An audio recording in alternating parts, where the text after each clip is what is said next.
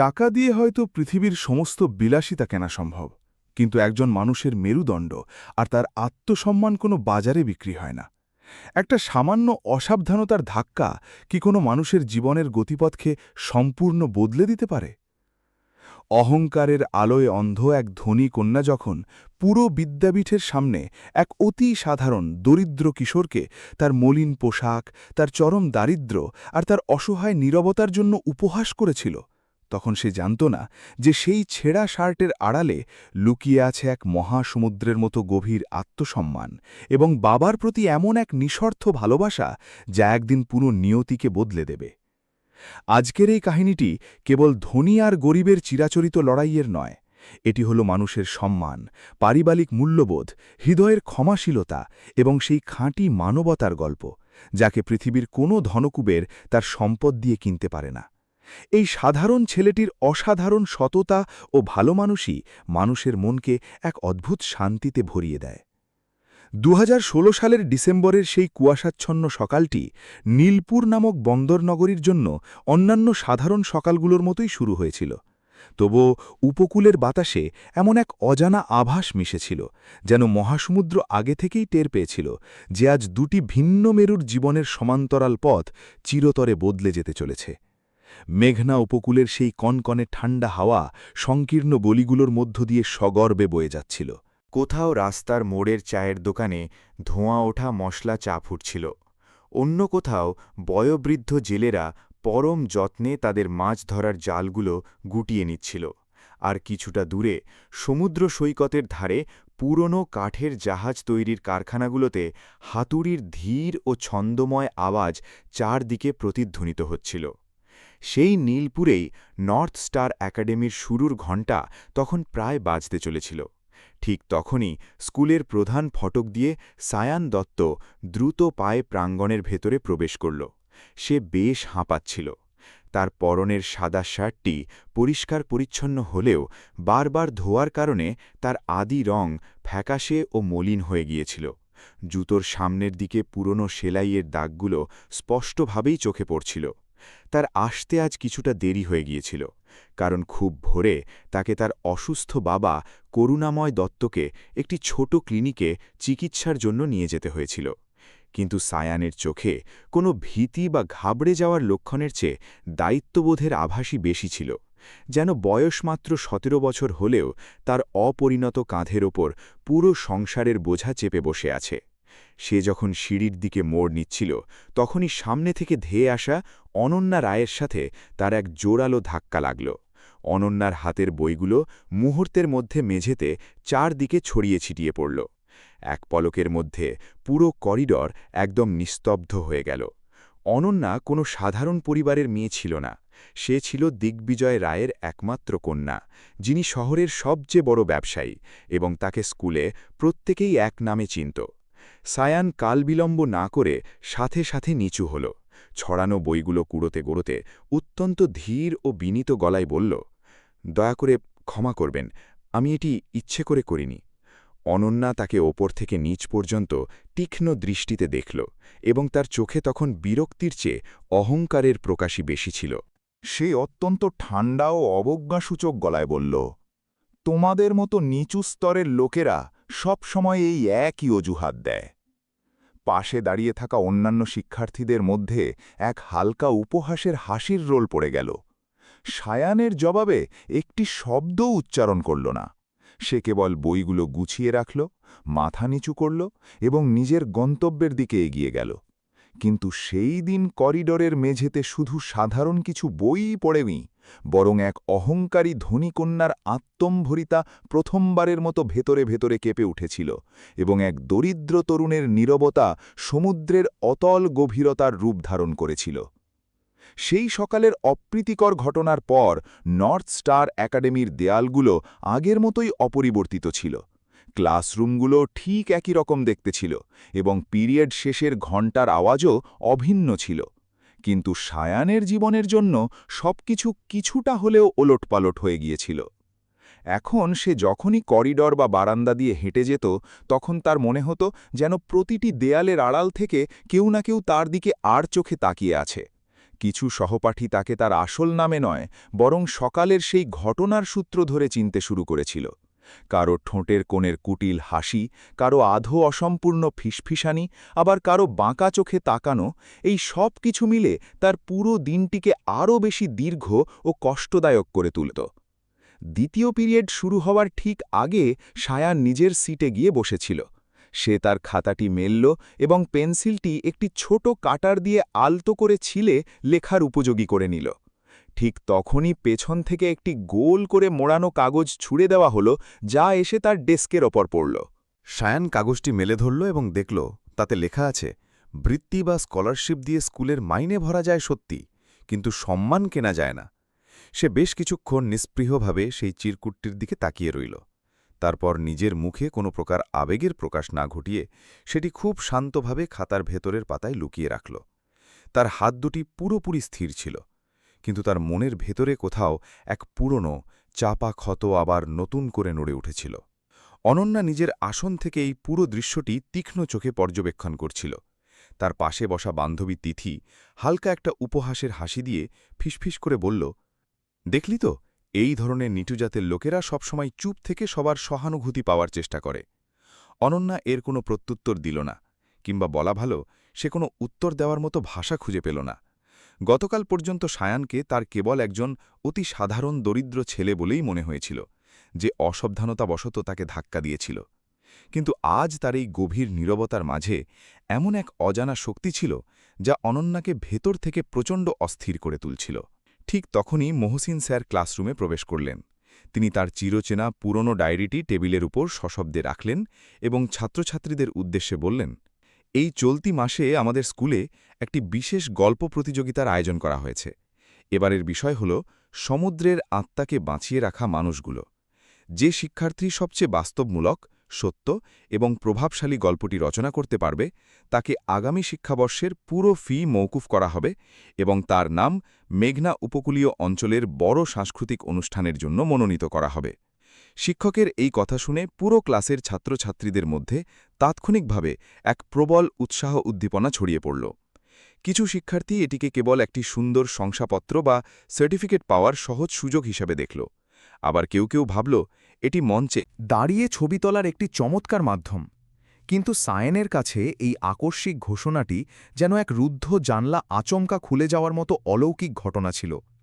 আগামী শিক্ষাবর্ষের ফি মওকুফ, এই কয়েকটি শব্দ তার মনের গহীনে দীর্ঘ সময় ধরে প্রতিধ্বনিত হতে থাকল। তার চোখের সামনে তার বাবার প্রতিদিনের ওষুধের প্রেসক্রিপশন ভেসে উঠল, জরাজীর্ণ বাড়ির বকেয়া ভাড়ার দুশ্চিন্তা মনে পড়ল, এবং সেই পুরনো ভীতিটাও জেগে উঠল যে যদি এবার স্কুলের মাইনে সময় মতো দেওয়া না যায়, তবে হয়তো তাকে মাঝপথেই পড়াশুনো ছেড়ে দিয়ে সারা দিন কায়িক শ্রমে নেমে পড়তে হবে। মহসিন স্যার আরও যোগ করে বললেন, মনে রেখো, কোনো গল্প কেবল শব্দের সাজসজ্জা বা অলঙ্কার দিয়ে নয়, বরং খাঁটি সত্য দিয়ে জয় করা যায়। সমুদ্র মানে শুধু জলের উত্তাল ঢেউ নয়, কারো জন্য এটি দৈনন্দিন রুজিরুটির একমাত্র উৎস, কারো জন্য এক দিগন্ত বিস্তৃত পথ, আবার কারো জন্য নিজের পূর্বপুরুষদের রেখে যাওয়া অমূল্য স্মৃতির স্মারক। সায়েন প্রথমবারের মতো নিজের মাথা উঁচু করল এবং শিক্ষকের প্রতিটি কথা অত্যন্ত মনোযোগ দিয়ে শুনল। তার মনে পড়ে গেল তার বাবা করুণাময় দত্তের কথা, সেই হাত দুটির কথা যেগুলিতে একসময় খাঁটি সেগুন কাঠের সুমিষ্ট সুগন্ধ লেগে থাকত, সেই খসখসে হাতের তালুগুলো যা দিয়ে তিনি একটি অর্ধনির্মিত জাহাজের কাঠামোকে এমন পরম মমতায় ছুঁয়ে দেখতেন, যেন কোনো প্রান্তিক কৃষক তার সাধের ফসলি জমিকে স্পর্শ করছে। সায়েনের হঠাৎ তীব্রভাবে মনে হল, এই প্রতিযোগিতার বিষয়টি তার জীবনের থেকে কোনো দূরবর্তী ঘটনা নয়, বরঞ্চ এটি তার নিজের ঘরের ভেতরেই দিনের পর দিন বসবাস করছে। পিরিয়ড শেষের ঘণ্টা বাজার ঠিক আগে শিক্ষার্থীরা তড়িঘড়ি করে নিজেদের বইপত্র ও খাতা গোছাতে শুরু করল। সেই হুলস্থুল তাড়াহুড়োর মাঝে পেছনের সারি দিয়ে হেঁটে যাওয়ার সময় এক সহপাঠীর ভারী স্কুল ব্যাগ সায়ানের টেবিলের কোণায় বেশ জোরে ধাক্কা মারল। এই ধাক্কাটি সত্যিই অসাবধানতাবশত লেগেছিল নাকি সম্পূর্ণ ইচ্ছাকৃত ছিল, তা সুনির্দিষ্টভাবে বলা মুশকিল ছিল। কিন্তু এর ফলে তার পুরনো মরিচা পড়া টিনের পেন্সিল বক্সটি মেঝেতে আছড়ে পড়ে হাঁ হয়ে খুলে গেল। ভেতরে থাকা কয়েকটি ভাঙা ও অর্ধেক পেন্সিল, একটি ছোট হয়ে যাওয়া রাবার, সামান্য কিছু খুচরো কয়েন, বাবার ওষুধের একটি কুচকানো স্লিপ এবং একটি অতি পুরনো সাদাকালো ছবি মাটির ধুলোয় ছড়িয়ে পড়ল। ক্লাসের মাঝে আবার এক দফা হাসির রোল উঠে গেল, কিন্তু এবার সায়ান তার ছড়িয়ে যাওয়া জিনিসগুলোর ওপর হওয়া উপহাসের চেয়ে মাটিতে পড়ে থাকা সেই ছবিটির নিরাপত্তা নিয়ে বেশি আতঙ্কিত হয়ে উঠল। সে এক মুহূর্ত সময় নষ্ট না করে সাথে সাথে নিচু হল এবং সবার আগে পরম যত্নে ছবিটি নিজের হাতে তুলে নিল। সেই ছবিতে দেখা যাচ্ছিল করুণাময় দত্ত একটি অর্ধনির্মিত বিশাল কাঠের জাহাজের সামনে বুক ফুলিয়ে দাঁড়িয়ে আছেন। তার মুখে সূর্যের তপ্ত রোদ এসে পড়েছে, চোখে স্পষ্ট ক্লান্তির ছাপ থাকলেও তাতে এক বুক গর্বের ছোঁয়া লেগে আছে।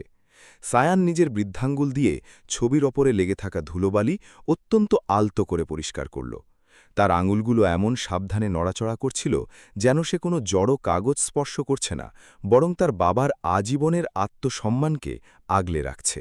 তিথি তখন অত্যন্ত ধীর ও অবজ্ঞার সুরে বলল, কিছু লোক আসলে জন্মগতভাবেই নিজেদের জীবনের যাবতীয় দুঃখকষ্ট সবার সামনে প্রদর্শনী করার জন্য সাথে করে নিয়ে ঘোরে। আশেপাশে বসা ২-৩ জন সহপাঠী এই কথা শুনে আবারও উপহাসের ছলে হাসার চেষ্টা করল, কিন্তু অনন্যা এবার আর তাদের সাথে যোগ দিয়ে হাসল না। তার ঠোঁট দুটি সামান্য কেঁপে উঠল, যেন সে ভেতর থেকে কিছু একটা বলতে চাইছিল, কিন্তু কোনো এক অজানা কারণে শব্দগুলো তার গলার কাছে এসে আটকে গেল।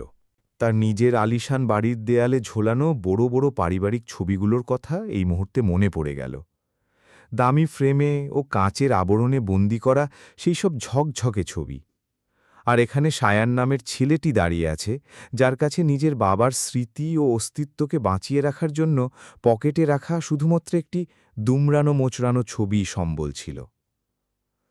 মহসিন স্যার তখন কড়া গলায় সবাইকে ধমক দিয়ে শান্ত করলেন।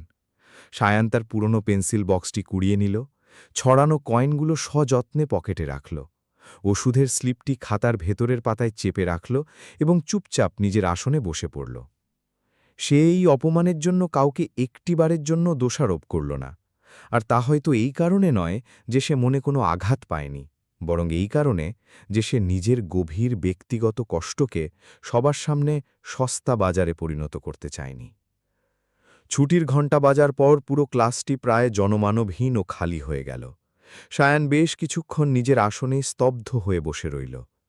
তারপর সে আলতো করে নিজের খাতাটি খুলল এবং প্রতিযোগিতার মূল বিষয়টি খাতার ঠিক ওপরের অংশে বড় বড় অক্ষরে লিখল।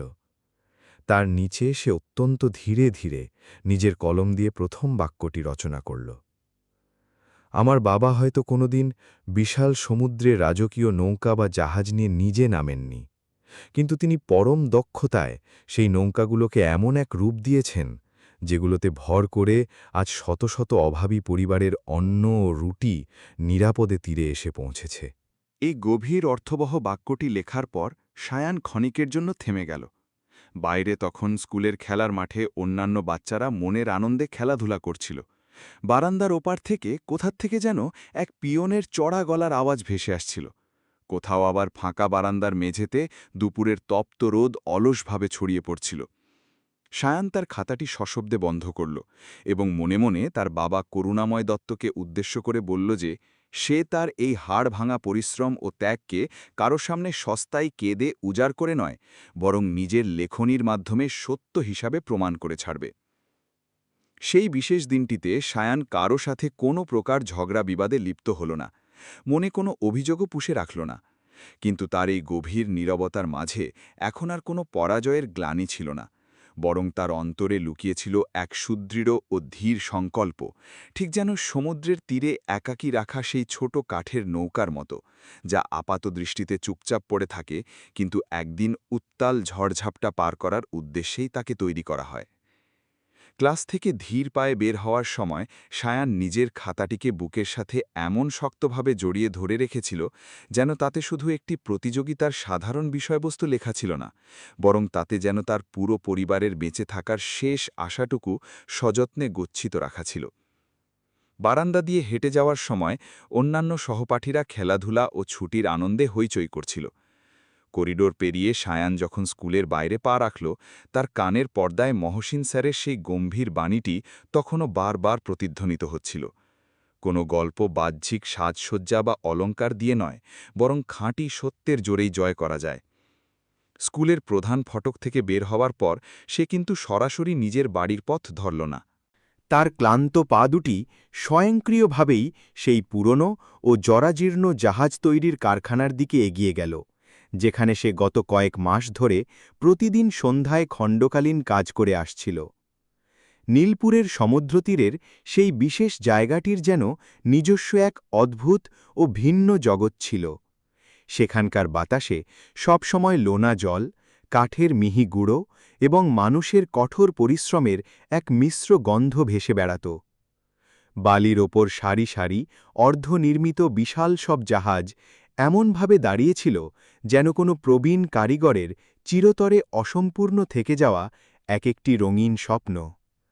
সায়ান নিজের পিঠের ভারী ব্যাগটি এক কোণে নামিয়ে রাখল এবং সম্পূর্ণ চুপচাপ থেকে কাজের যন্ত্রপাতিগুলো পরিষ্কার করতে শুরু করল।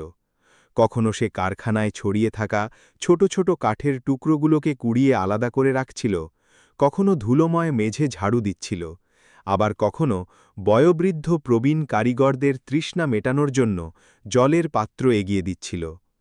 ঠিক সেখানেই রনি বর্মনও উপস্থিত ছিল, যে এক দরিদ্র জেলে পরিবারের সন্তান ছিল এবং সায়ানকে নিজের আপন ভাইয়ের মতোই ভালোবাসত। সে সায়ানের মলিন মুখমণ্ডল দেখে কৌতূহলের সাথে জিজ্ঞেস করল, আজ কি আবার স্কুলে তোর সাথে কোনো খারাপ কিছু ঘটেছে? সায়ান একটি দীর্ঘশ্বাস ত্যাগ করে অত্যন্ত শান্ত গলায় বলল, বাদ দে তো রনি, মানুষের অবজ্ঞার কথায় তো আমাদের ঘরের উনুন জ্বলবে না। রনির মুখমণ্ডল মুহূর্তে রাগে লাল হয়ে উঠল এবং সে ক্ষুব্ধ হয়ে বলল, তোর শুধু একবার নামটা বল, আমি কাল সকালেই তাকে ভালোমতো বুঝিয়ে দিচ্ছি। সায়ান শক্ত করে তার হাতটি চেপে হয়ে আটকে দিল এবং বলল, না ভাই, যদি আমরা আমাদের ওপর হওয়া প্রতিটি অপমানের জবাব এভাবে অন্ধ রাগ দিয়ে দিতে যাই, তবে সমাজ আমাদের সততা ও পরিশ্রমকে নয়, বরং আমাদের এই ক্ষণিকের রাগকে অপরাধ হিসেবে মনে রাখবে। রনি এই কথা শুনে চুপ হয়ে গেল। সায়ান তখন তার সামনে পড়ে থাকা একটি মোটা কাঠের তক্তার ওপর পরম মমতায় নিজের হাত বোলাল। তার মনে পড়ে গেল তার বাবা করুণাময় দত্তের শেখানো একটি অমূল্য বচন। বাবা বলতেন যে একটি ভালো ও মজবুত কাঠ চেনার জন্য শুধু চোখ দিয়ে দেখাই যথেষ্ট নয়, বরং কানেরও প্রয়োজন হয়। তার গায়ে হাত দিয়ে হালকা করে আঘাত করলে যে গম্ভীর আওয়াজ বের হয়, সেটাই বলে দেয় যে সেই কাঠ সমুদ্রের উত্তাল ঢেউয়ের আঘাত সহ্য করতে পারবে কিনা। তারপর তিনি মুখে এক চিলতে মলিন হাসি নিয়ে বলতেন, মানুষও ঠিক এই কাঠের মতোই তৈরি রে বাবা। জীবনের চরম দুঃখের আঘাতেই আসল মানুষের পরিচয় পাওয়া যায়, যে তার ভেতরে কতটা জোর বা নৈতিকতা লুকিয়ে আছে। চারদিকে অন্ধকার ও সন্ধ্যা নেমে আসার মুখে সায়ান তার সারাদিনের হাড় ভাঙা মজুরির যসামান্য কিছু টাকা হাতে পেল। সে টাকার নোটগুলো না গুনেই সরাসরি নিজের পকেটে রেখে দিল, কারণ অঙ্কের দিক থেকে সেই পরিমাণটা অত্যন্ত ছোট হলেও তার বর্তমান পারিবারিক প্রয়োজনটা ছিল অনেক বড়। ফেরার পথে সে রাস্তার ধারের একটি ওষুধের দোকান থেকে বাবার প্রতিদিনের প্রয়োজনীয় ওষুধগুলো কিনে নিল এবং দ্রুত পায়ে নিজের জরাজীর্ণ বাড়ির দিকে অগ্রসর হতে শুরু করল। নীলপুরের সরু গলিগুলোতে ততক্ষণে ল্যাম্পপোস্টের হলদেটে আলো নেমে এসেছিল। কোনো এক দোকানে মচমচে ফাফড়া ভাজা হচ্ছিল, আবার কোথাও গয়োবৃদ্ধ মানুষেরা চত্বরের বেঞ্চে বসে স্থানীয় ভাষায় খুশগল্পে মেতে উঠেছিল। কিন্তু সায়ানের মন ও মস্তিষ্ক এই সব কিছুর ঊর্ধ্বে গিয়ে কাশির শব্দ সায়ানের কানে ভেসে এল। ঘরটি আয়তনে বেশ ছোট ও সংকীর্ণ ছিল, কিন্তু তাতে দারিদ্র্যের তীব্র কষাঘাতের চেয়েও বেশি এক স্বর্গীয় আপনত্ব ও মায়ার ছোঁয়া জড়িয়েছিল। মাটির দেওয়ালে একটি পুরনো ক্যালেন্ডার ধুলোবালি মেখে বাঁকা হয়ে ঝুলছিল। ঘরের এক কোণে রান্নার উনুনটি তখন সম্পূর্ণ ঠান্ডা ও নিস্তেজ হয়ে পড়েছিল এবং ভাঙা খাটের ওপর করুণাময় দত্ত জরাজীর্ণ বালিশে কোনো মতে হেলান দিয়ে বসেছিলেন। সায়ান কাল বিলম্ব না করে তাড়াতাড়ি এক গ্লাস জল এগিয়ে দিল এবং বলল, বাপুজি, আমি আপনার ওষুধ নিয়ে এসেছি। করুণাময় দত্ত হাতের ওষুধটি নেওয়ার আগে পরম মমতায় নিজের একমাত্র ছেলের ক্লান্ত মুখটির দিকে তাকালেন এবং দীর্ঘশ্বাস ফেলে বললেন, আজ বড্ড বেশি ক্লান্ত হয়ে গেছিস তুই, তাই না রে? সায়ান নিজের সমস্ত কষ্ট লুকিয়ে মুখে এক চিলতে কৃত্রিম হাসির চেষ্টা করল এবং বলল, আমার ক্লান্তি পরে দেখা যাবে, আগে আপনি এই ওষুধটা খেয়ে সম্পূর্ণ ঠিক হয়ে উঠুন। করুণাময় দত্ত ধীরে ধীরে সম্মতিসূচক মাথা নাড়লেন এবং সায়ান তার খাটের পাশে এসে চেপে বসে পড়ল। সে মৃদুস্বরে বলল, স্কুলে একটি গল্প প্রতিযোগিতার আয়োজন করা হয়েছে। যদি আমি তাতে কোনো মতে জিতে যেতে পারি, তবে আগামী সেশনের স্কুলের ফি দিতে বড় রকমের আর্থিক সাহায্য পাওয়া যাবে। এই কথা শুনে করুণাময় দত্তের নিষ্প্রভ চোখে এক মুহূর্তের জন্য আনন্দের চমক খেলে গেল, কিন্তু তার গলার স্বর তখনও শারীরিক দুর্বলতার কারণে বেশ ক্ষীণ ছিল। তিনি সায়নের মাথায় হাত রেখে বললেন, অবশ্যই তুই এই প্রতিযোগিতায় লিখবি, কিন্তু সর্বদা একটি কথা মনে রাখিস বাবা, নিজের ব্যক্তিগত কষ্টকে মানুষের সামনে কেঁদে সস্তায় বিক্রি করে দিস না, বরং নিজের মানুষের সততা ও হাড়ভাঙা পরিশ্রমকে পূর্ণ সম্মান জানিয়ে নিজের কলম চালাবি। তারপর তিনি পরম যত্নে খাটের নিচ থেকে ছোট একটি কাঠের বাক্স টেনে বের করলেন। এটি মূলত সেই বিশেষ বাক্স ছিল যা তিনি একসময় কারখানার অবশিষ্ট মূল্যবান সেগুন কাঠ দিয়ে নিজের হাতে নিখুঁতভাবে বানিয়েছিলেন। বাক্সের ঢাকনার ওপর সমুদ্রের উত্তাল ঢেউয়ের মতো সুন্দর নকশা নিজের হাতে খোদাই করা ছিল। তার ভেতরে সায়ানের ছোটবেলার পুরনো সব স্কুল সংবাদপত্র, কিছু রংচটা অবিবর্ণ ছবি এবং স্কুলের প্রথম মাইনে দেওয়ার রসিদ পরম যত্নে সাজিয়ে রাখা ছিল। করুণাময় দত্ত সেই বাক্সের ওপর কাঁপা কাঁপা হাত বোলাতে বোলাতে আবেগঘন কণ্ঠে বললেন, তোর মা এ পৃথিবী ছেড়ে চলে যাওয়ার পর আমার মতো এই হতদরিদ্র মানুষের কাছে তোকে দেওয়ার মতো কোনো দামি উপহার বা সম্পত্তি ছিল না। আমি শুধু নিজের হাত দিয়ে এই একটা জিনিসই বানালাম, যাতে তুই এতে কোনো সাধারণ কাগজ নয়, বরং নিজের জীবনের যাবতীয় সততা ও পরিশ্রমের ফসল গুছিয়ে রাখতে পারিস। মনে রাখিস বাবা, গরিব মানুষের সবচেয়ে বড় ও অমূল্য মূলধন হল তার নিজের আত্মসম্মান। সায়ান পরম শ্রদ্ধায় দুহাত বাড়িয়ে সেই কাঠের বাক্সটি বুকে চেপে ধরল। তার গলার কাছে এক তীব্র আবেগ ও কান্না আটকে গেল, কিন্তু সে বাবার সামনে নিজের চোখের জল এক ফোঁটাও পড়তে দিল না। রাত যখন বেশ গভীর হল, তখন করুণাময় দত্ত নিজের ওষুধগুলো খেয়ে শান্তিতে ঘুমিয়ে পড়লেন। সায়ান তখন মাটির প্রদীপটি নিজের আরও কাছে টেনে আনল, নিজের খাতাটি মেলল এবং দিনের বেলা ক্লাসে লেখা সেই প্রথম বাক্যটি গভীর মনোযোগ দিয়ে আবার পড়ল। সে কিন্তু সেই বাক্যটি কেটে দিল না, বরং সেটার নিচ থেকে অত্যন্ত একাগ্রতার সাথে আরও লিখতে শুরু করল। এখন তার মনের ভেতরের শব্দগুলো নদীর স্রোতের মতো ধীরে ধীরে খাতার পাতায় নেমে আসতে শুরু করেছিল। বাইরে তখন সমুদ্রের শীতল হাওয়া জানলার ভাঙা ফাঁক ফোকর গলে ঘরের ভেতরে প্রবেশ করছিল। সায়ান একটানা লিখে চলল যে কিভাবে একটি মজবুত নৌকা বা জাহাজ তৈরি হওয়ার আগে কাঁচা কাঠকে বারবার কুঠার দিয়ে কাটা হয়, করাত দিয়ে ঘষা হয় এবং হাতুড়ি দিয়ে তীব্র আঘাত করা হয়। তবুও শত কষ্টের মাঝেও সেই কাঠ কখনো ভেঙে চৌচির হয় না। আর হয়তো একজন প্রকৃত মানুষও জীবনের এই কঠিন কষাঘাত ও লড়াইয়ের মাধ্যমেই মানসিকভাবে তৈরি হয়। সেই নিস্তব্ধ রাতে তার অন্তরে তীব্রভাবে মনে হল, মানুষের মুখের শব্দগুলো আসলে এক ধরনের শক্তিশালী হাতিয়ার। সেগুলো দিয়ে হয়তো সমুদ্রে ভাসানোর মতো কাঠের নৌকা তৈরি করা যায় ঠিকই, কিন্তু জীবনের চরে ডুবতে থাকা মানুষের অবশ মনকে অবশ্যই আশার কিনারা পাইয়ে দেওয়া যায়। ঠিক সেই গভীর রাতে যখন সায়ান তার ছোট্ট জরাজীর্ণ ঘরে বসে লণ্ঠনের আলোয় গল্পের জাদুকরী শব্দগুলো মনের মাধুরী মিশিয়ে সাজাচ্ছিল, ঠিক সেই একই সময়ে নীলপুরের অপর প্রান্তে রায়পরিবারের বিলাসবহুল প্রাসাদোপম অট্টালিকাটি আলোর রোশনাইয়ে ঝলমল করছিল। দূর থেকে বাইরে থেকে দেখলে সেই রাজকীয় বাড়িটিকে অপার্থিব সুন্দর ও লোভনীয় লাগত। তার আকাশ ছোঁয়া উঁচু প্রধান ফটক, চারদিকে সুসজ্জিত পরিষ্কার বাগান, ধবধবে সাদা মার্বেলের তৈরি সিঁড়ি এবং ভেতরের রান্নাঘর থেকে ভেসে আসা সুস্বাদু গরম খাবারের সুগন্ধ। কিন্তু সেই মায়াবী সন্ধ্যায় অনন্যার কাছে নিজের সেই চেনা প্রাসাদটিকে কেমন যেন এক অদ্ভুত শূন্যতায় ভরা এবং নিষ্প্রাণ বলে মনে হচ্ছিল। ডাইনিং টেবিলে তখন রাজকীয় পাত্রে গরম গরম রুটলা, সুস্বাদু উন্ধিউ, নরম ঢোকলা এবং মিষ্টি ঘোল সাজিয়ে রাখা ছিল।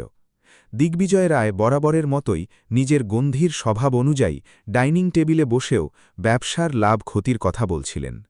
কোন ভিআইপি অতিথি তাদের রিসোর্টে এসে থাকবেন, শহরের কোন অঞ্চলের জমির দাম হু হু করে বাড়ছে এবং রাজধানীতে পাঠানো দামি মালের হিসেব নিকাশ ঠিকঠাক হল কিনা, এই সব কিছুর আলোচনা চলছিল। অনন্যা নিজের থালায় খাবার তুলে নিল, কিন্তু প্রথম গ্রাসটি মুখে তোলার পর সেটি যেন কিছুতেই তার গলা দিয়ে নিচে নামতে চাচ্ছিল না। এক তীব্র অস্বস্তি হচ্ছিল। গতকাল ক্লাসের মেঝেতে পড়ে যাওয়া সায়ানের সেই দুমড়ানো মুচড়ানো সাদা কালো ছবিটি এবং বাবার ওষুধের কুচকানো স্লিপটি তার মন থেকে কিছুতেই মুছে ফেলা যাচ্ছিল না। দিগ্বিজয় রায় জলের গ্লাসটি টেবিলের ওপর রাখতে রাখতে বললেন, আমাদের বিশ্বস্ত লোক সোহেল জানিয়েছে যে সমুদ্রের ধারে সেই পুরনো জাহাজ তৈরির কারখানার জমিটির মালিকানার ব্যাপারে আমাদের কথাবার্তা অনেকটাই এগিয়ে গিয়েছে। সেই জরাজীর্ণ জায়গাটি এখন এমনিতেও খুব একটা সচল বা ব্যবহৃত হচ্ছে না। যদি কোনোমতে আমরা সেখানে আমাদের নতুন সি ফেসিং বিলাসবহুল উইন তৈরি করে ফেলতে পারি, তবে আমাদের মূল রিসোর্টের বুকিংয়ের দাম এক ধাক্কায় দ্বিগুণ হয়ে যাবে। অনন্যা চামচটি রেখে অত্যন্ত ধীর ও কম্পিত গলায় জিজ্ঞেস করল, কিন্তু বাবা, সেখানে তো বছরের পর বছর ধরে অনেক গরিব লোক কাজ করে জীবিকা নির্বাহ করে। ওরা তো সাধারণ কোনো শ্রমিক নয় বাবা, ওরা ঐতিহ্যবাহী কারিগর এবং সেখানকার সব পুরনো আদিবাসিন্দা পরিবার। দিগ্বিজয় রায় নিজের মেয়ের এই কথা শুনে অবাক হয়ে তার দিকে তাকালেন।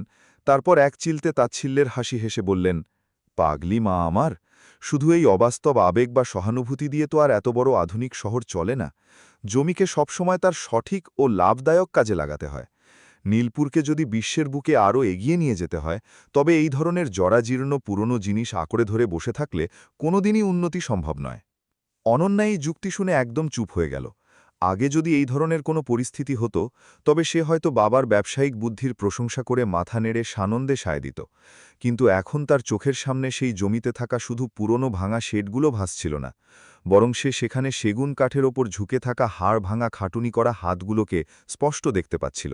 আর দেখতে পাচ্ছিল এমন এক নিঃস্ব ছেলেকে, যে নিজের বাবার স্মৃতিধন্য ছবিটিকে চরম অপমানের মাঝেও ধুলোবাড়ি থেকে পরম মমতায় বাঁচাচ্ছিল। অনন্যা নিজের শোবার ঘরে প্রবেশ করতেই তার মুঠোফোনে বান্ধবী তিথির কল আসল। তার গলার আওয়াজ বরাবরের মতোই ভীষণ হালকা, চটুল এবং বাস্তব চিন্তামুক্ত ছিল।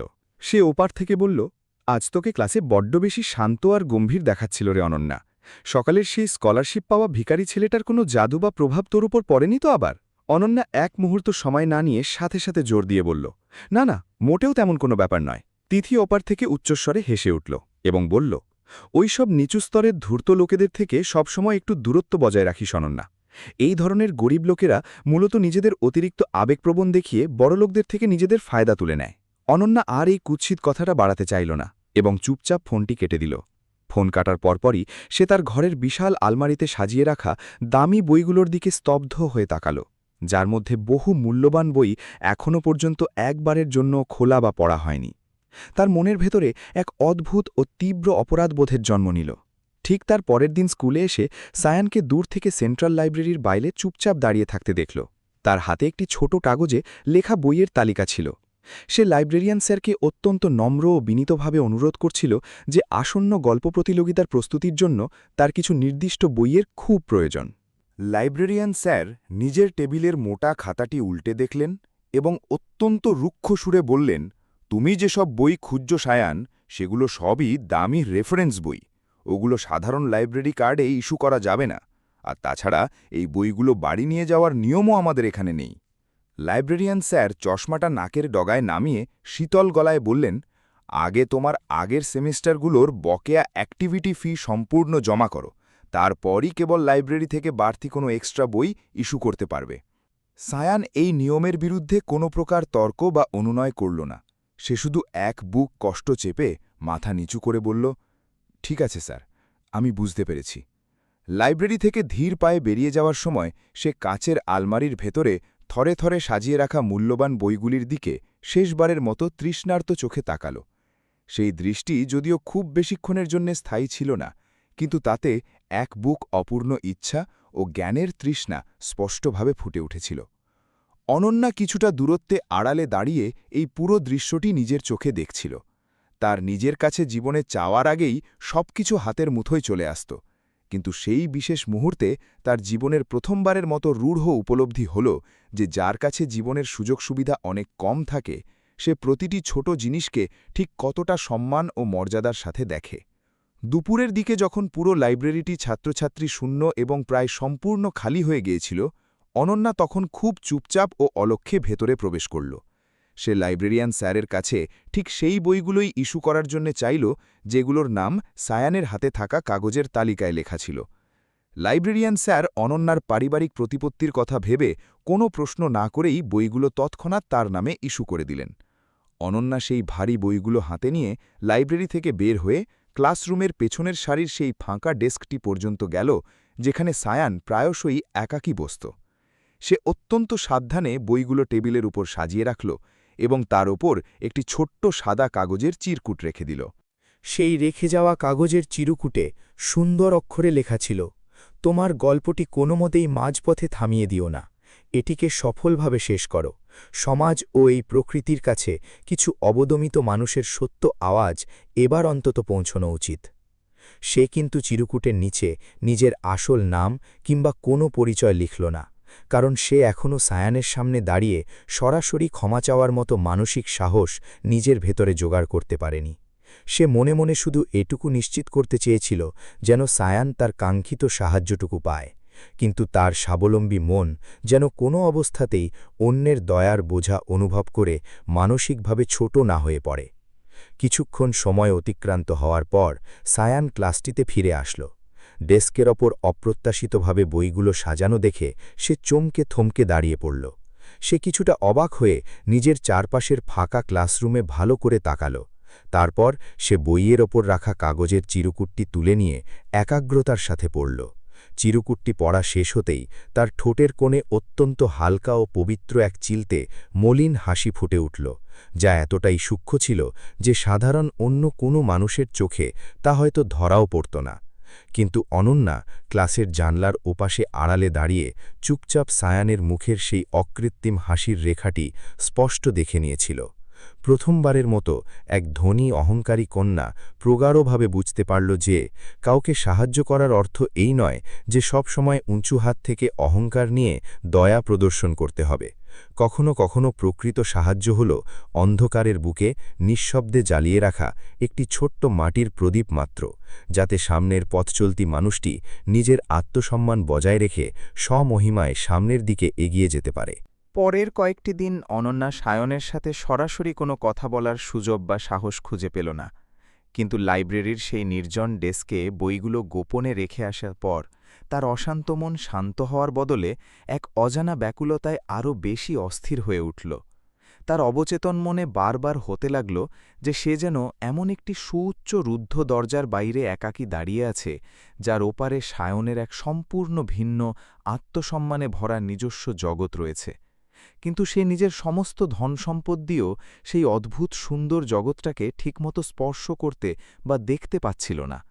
একদিন দুপুরের দিকে সে নিজের আলিশান বাড়িতে একটি বাহানা তৈরি করে বলল যে তার হাতের সূক্ষ্ম কাজ করা কিছু ঐতিহ্যবাহী কাপড় স্বচক্ষে দেখার খুব প্রয়োজন আছে। এরপর সে তাদের ড্রাইভারকে গাড়ি বের করতে বলে নিজেকে নীলপুরের পুরনো ঐতিহ্যবাহী কারিগর বাজারের প্রবেশদ্বারের কাছে নামিয়ে নিল। এই ব্যস্ত কারিগর বাজারটি অনন্যা এর আগেও বহুবার নিজের চোখেই দেখেছিল, কিন্তু আজকের এই বিশেষ দিনে তার দেখার চোখগুলো আর 5টা সাধারণ দিনের চেয়ে সম্পূর্ণ অন্যরকম ও সংবেদনশীল ছিল। দোকানের সামনে ঝুলিয়ে রাখা রঙিন ওড়না, নিখুঁত কাঁচ বসানো দামি ব্যাগ এবং কাঠের তৈরি ছোট ছোট শৈল্পিক নৌকাগুলো, এই সব কিছুকে এখন আর তার কাছে কেবল সস্তা সুন্দর সামগ্রী বলে মনে হচ্ছিল না। প্রতিটি জরাজীর্ণ দোকানের পেছনে যেন কোনো না কোনো কঠোর পরিশ্রমে ঝুঁকে থাকা পিঠ লুকিয়েছিল। প্রতিটি নিপুণ কাজের আড়ালে কোনো না কোনো ঘুমহীন ক্লান্ত চোখ লুকিয়েছিল।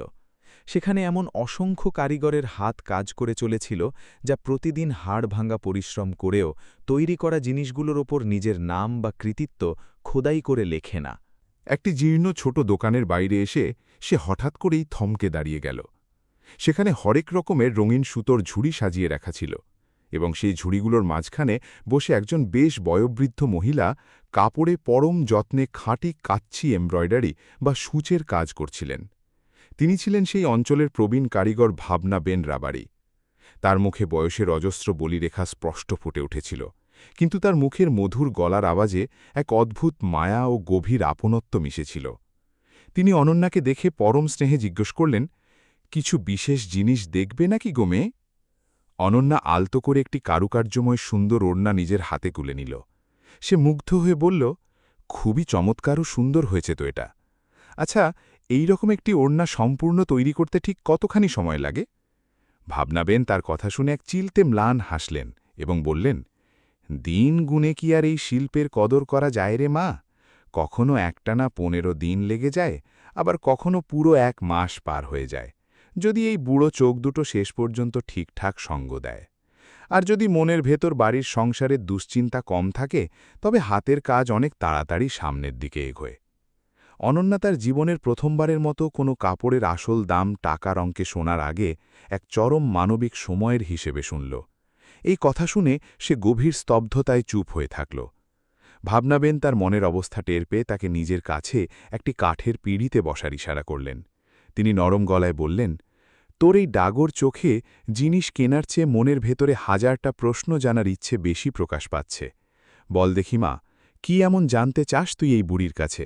অনন্যা একটু ইতস্তত ও দ্বিধাবোধ করে অবশেষে জিজ্ঞেস করল, যদি সমাজের কোনো প্রভাবশালী মানুষ এই সমস্ত পুরনো ও ঐতিহ্যবাহী হাতের কাজকে মূল্যহীন বা বেকার বলে মনে করে, তবে কি সত্যিই কারিগরদের কিছু যায় আসে? ভাবনা বেনের হাতের সেই ধারালো সূচটি এক মুহূর্তের জন্য কাপড়ের মাঝখানে থমকে থেমে গেল। তিনি দীর্ঘশ্বাস ফেলে বললেন, মেরে একটা পুরনো জরাজীর্ণ ইটের দেয়াল ভেঙে ফেললে হয়তো সেখানে নতুন আধুনিক অট্টালিকা তৈরি হতে পারে, কিন্তু কোনো কারিগরের বংশানুক্রমিক পুরনো দক্ষতা বা শিল্প যদি একবার সমাজ থেকে ভেঙে বিলুপ্ত হয়ে যায়, তবে তার সাথে সাথে অনেক অভাবী পরিবারের রোজগার রুটি-রুজি এবং অনেক বয়োবৃদ্ধ মানুষের আজীবনের আত্মসম্মানও চিরতরে চলে যায়। এই শব্দগুলো অনন্যার মনের গভীরতম কোণে তীরের মতো গেঁথে গেল। তার চোখের সামনে তার ব্যবসায়ী বাবার সেই নিষ্ঠুর কথাগুলো মনে পড়ল, যখন তিনি নীলপুরের সমুদ্র তীরের সেই ঐতিহ্যবাহী জাহাজ তৈরির কারখানা ও জমিটিকে শুধুমাত্র নিজের নতুন বিলাসবহুল রিসর্টের একটি সামান্য অংশ বলে মনে করেছিলেন। ভাবনাবেন তখন অনন্যার সামনে একটি ছোট্ট সাধারণ কাপড়ের টুকরো রেখে দিলেন এবং বললেন, শুনলে তো জীবনের অর্ধেক সত্যই বোঝা যায় রে মা। এই নে, নিজের হাতে সূঁচটি ধর, বাকি অর্ধেক সত্য তোর নিজের হাতই তোকে শিখিয়ে দেবে। অনন্যা সূঁচটি নিজের হাতে ধরল। তার হাতের আঙুলগুলো খুব নরম ও মসৃণ ছিল, যা কোনোদিন কায়িক শ্রমে অভ্যস্ত ছিল না। ফলে তার দেওয়া প্রথম সেলাইটা ভীষণভাবে বাঁকা হয়ে গেল। দ্বিতীয় সেলাইটা কাপড়ের মাঝে আলগা ও ঢিলে থেকে গেল, এবং ঠিক তৃতীয় সেলাইটি দিতে গিয়ে ধারালো সূঁচটি অসাবধানতাবশত সরাসরি তার নরম আঙুলে ফুটে গেল। সে যন্ত্রণায় হালকা শিউরে উঠল। ভাবনাবেন এই দৃশ্য দেখে খিলখিল করে হেসে উঠলেন, কিন্তু সেই হাসিতে কোনো উপহাস বা ঠাট্টার ছোঁয়া ছিল না। তিনি পরম স্নেহে বললেন, খুব ব্যথা লাগল তোরে মা। ব্যাস, মনের ভেতরে এই ব্যথাটুকুই সারা জীবন মনে রাখিস। বাজারে দেখতে পাওয়া চকচকে কাজগুলো এমনি এমনি কাপড়ের ওপর এসে বসে যায় না। অনন্যা নিজের আঙুলের দিকে অপলক দৃষ্টিতে তাকাল। সেখানে ছোট্ট একটু সূচের ব্যথা লেগেছিল ঠিকই, কিন্তু সেই সাময়িক ব্যথা তাকে জীবনের এক বিরাট ও গভীর মহৎ শিক্ষা শিখিয়ে দিল। তার মনের পর্দায় নিজের বাবার প্রাসাদের মতো শোরুমগুলোর কথা মনে পড়ল, যেখানে এই ধরনের সাধারণ ওড়নাই অত্যন্ত চড়া ও চকমকে দামে ধনীদের কাছে বিক্রি হতো। বড়লোকেরা সেখানকার কৃত্রিম রঙের প্রশংসা করত, আধুনিক ডিজাইনের ভূয়সী প্রশংসা করত, কিন্তু তাদের মধ্যে খুব কম মানুষই কোনোদিন এই খোঁজ নেওয়ার চেষ্টা করত যে এই নিখুঁত নকশাটি তৈরি করতে গিয়ে কোনো এক দরিদ্র কারিগরের চোখগুলো রাতের পর রাত কতটা জাগরণ সহ্য করেছে। কথার মাঝে হঠাৎ করেই ভাবনাবেন নীলপুরের সেই জাহাজ তৈরির কারখানাগুলোর প্রসঙ্গ উত্থাপন করলেন এবং বললেন, আমি সেই দত্ত পরিবারকে খুব ভালো করেই চিনি। করুণাময় দত্ত অত্যন্ত সোজা সরল এবং সৎ একজন মানুষ। একবার আমার নিজের আপন ভাইয়ের মাছ ধরা নৌকার একটি ছোট্ট কিন্তু গুরুত্বপূর্ণ অংশ মাঝ সমুদ্রে ভেঙে চুরমার হয়ে গিয়েছিল। আমাদের কাছে তখন সেটা মেরামত করার মতো পর্যাপ্ত টাকা ছিল না। করুণাময়বাবু নিজের রাতের ঘুম হারাম করে কারখানায় অতিরিক্ত কাজ করে সেই ভাঙা নৌকাটি সম্পূর্ণ ঠিক করে দিয়েছিলেন, আর পরের দিন সকালে শুধু এটুকু বলেছিলেন, সমুদ্রে জীবন বাজি রেখে যাওয়া মানুষের হাত কোনোদিন সামান্য টাকার অভাবে খালি হাতে আটকে থাকা উচিত নয়। এমন বড় মনের মানুষ আজকালকার যুগে সত্যিই খুব কম পাওয়া যায়। অনন্যা নিজের জীবনে প্রথমবারের মতো সায়ানের বাবা করুণাময় দত্তকে শুধু সায়ানের একজন অসুস্থ ও দরিদ্র বাবা হিসেবে নয়, বরং পুরো নীলপুর শহরের আপামর মানুষের স্মৃতিতে বেঁচে থাকা একজন অত্যন্ত ভালো মনের কারিগর হিসেবে মনে প্রাণে অনুভব করল। এবং সায়ানও এখন আর তার কাছে শুধু সেই সাধারণ দরিদ্র ছেলেটি রইল না, যার সাথে সে অসাবধানতাবশত স্কুলের করিডোরে জোরে ধাক্কা খেয়েছিল। তার নাম এখন অনন্যার কাছে একটি ছোট্ট জরাজীর্ণ ঘর, একজন আদর্শবান বাবা, একটি ঐতিহ্যবাহী বিলুপ্তপ্রায় শিল্প এবং নীরবে সমাজ লড়ে চলা এক সুমহান অস্তিত্বের লড়াইয়ের সাথে চিরতরে যুক্ত হয়ে গিয়েছিল। চারদিকের আকাশে ধীরে ধীরে সন্ধ্যা নামতে শুরু করলে অনন্যা বিদায় নেওয়ার জন্যে উঠে দাঁড়াল। ভাবনাবেন তখন সেই ছোট্ট কাপড়ের টুকরোটি সযত্নে অনন্যার হাতের তালুর ওপর রেখে দিলেন, যেটিতে তার নিজের হাতের আঁকাবাঁকা ও অগোছালো সেলাইগুলো করা ছিল। তিনি মৃদু হেসে বললেন, এটা নিজের সাথে নিয়ে যামা। কাজটা যদিও এখনও পুরো সম্পূর্ণ হয়নি, কিন্তু সুন্দর একটা শুরু তো হল। নিজের আলিশান প্রাসাদে ফেরার পুরোটা সময় অনন্যা সেই ছোট্ট কাপড়ের টুকরোটি নিজের হাতের মুঠোয় শক্ত করে চেপে রাখল। সেটি দেখতে অত্যন্ত অসম্পূর্ণ ছিল, ভীষণ অগোছালো ছিল, কিন্তু তার জীবনের প্রথমবারের মতো মনে হল যে প্রকৃত কোনো কিছু শেখার বা জানার জন্যে পকেটের টাকার চেয়ে মনের ভেতরের বিনয়ী ভাবটা থাকা অনেক বেশি জরুরি। সেই সামান্য ছোট কাপড়ের টুকরোটিতে যেন অনন্যার ভেতরের এক নতুন মানবিক চোখ চিরকালের জন্যে খুলে দিয়েছিল।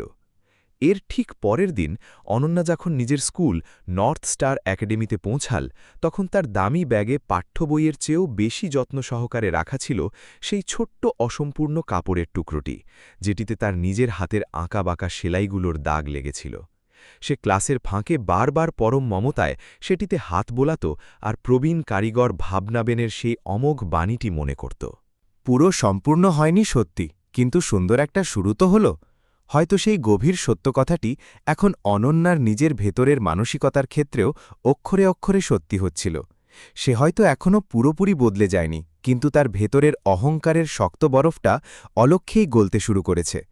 বদলে যায়নি, কিন্তু তার ভেতরের অহংকার গলে এক নতুন মানুষে বদলানোর শুভ শুরুটা ইতিমধ্যেই হয়ে গিয়েছিল। ধীরে ধীরে কাঙ্ক্ষিত গল্প প্রতিযোগিতার মূল দিনটি ক্রমশ এগিয়ে আসছিল। স্কুলের প্রতিটা কোণায়, ক্লাসরুমে, সব জায়গায় শুধু এই একটি বিষয় নিয়েই তুমুল চর্চা ও আলোচনা চলছিল। যে সমস্ত ধনী ও আধুনিক ছাত্রছাত্রীরা আগে এই প্রতিযোগিতাকে শুধু একটি কাগজের সাধারণ শংসাপত্র বলে অবহেলা করেছিল, তারা এখন প্রতিযোগিতায় জেতার জন্য অত্যন্ত রঙিন ফাইল, কম্পিউটার থেকে প্রিন্ট করা ঝকঝকে ছবি এবং সুন্দর কারুকার্যময় কভার তৈরি করছিল। কেউ ফাইলে সমুদ্রের বিশাল ঢেউয়ের রঙিন ছবি লাগালো, আবার কেউ ইন্টারনেট থেকে বড় বড় লেখকদের উদ্ধৃতি বের করে পাতায় পাতায় যুক্ত করল। অনন্যার কাছেও এই সমস্ত বাহ্যিক সাজসজ্জা করার মতো সব ধরনের বিলাসবহুল ব্যবস্থা মজুদ ছিল, কিন্তু তার মন ও ধ্যান বারবার ক্লাসের সেই পেছনের সারির ফাঁকা ডেস্কে চলে যেত, যেখানে সে সায়ানের জন্য গোপনে লাইব্রেরির বইগুলো রেখে এসেছিল। সায়ান গত কয়েকদিন ধরে নিজের স্বভাবের চেয়েও আরও অনেক বেশি চুপচাপ ও অন্তর্মুখী হয়ে গিয়েছিল। দিনে স্কুলের পড়াশোনা, সন্ধ্যায় জাহাজ তৈরির কারখানায় কায়িক শ্রম, রাতে এসে অসুস্থ বাবার সেবা শুশ্রূষা করা, আর তারপর রাতের নিস্তব্ধতায় মোমবাতির আলোয় নিজের গল্প লেখা, এই হাড়ভাঙা খাটুনির কারণে তার চোখের নিচে এক হালকা কালো ক্লান্তির ছাপ স্থায়ীভাবে পড়ে গিয়েছিল। কিন্তু যখনই শিক্ষক মহসিন স্যার ক্লাসরুমে এসে এই প্রতিযোগিতার নাম নিতেন, তখনই সায়ানের চোখের কোণে নিভে থাকা আশার আগুন আবার নতুন উদ্যমে জ্বলে উঠত। সে লাইব্রেরির বইগুলো গভীর মনোযোগ দিয়ে পড়েছিল ঠিকই, কিন্তু নিজের গল্পের জন্য অন্যের কোনো শব্দ বা ভাষা ধার করেনি। সে কেবল তার বাবার মুখ থেকে শোনা আজীবনের বাস্তব কথাগুলো মনে মনে স্মরণ করল। কারখানার পুরনো প্রবীণ কারিগরদের কাজের নিখুঁত শৈলী দেখল।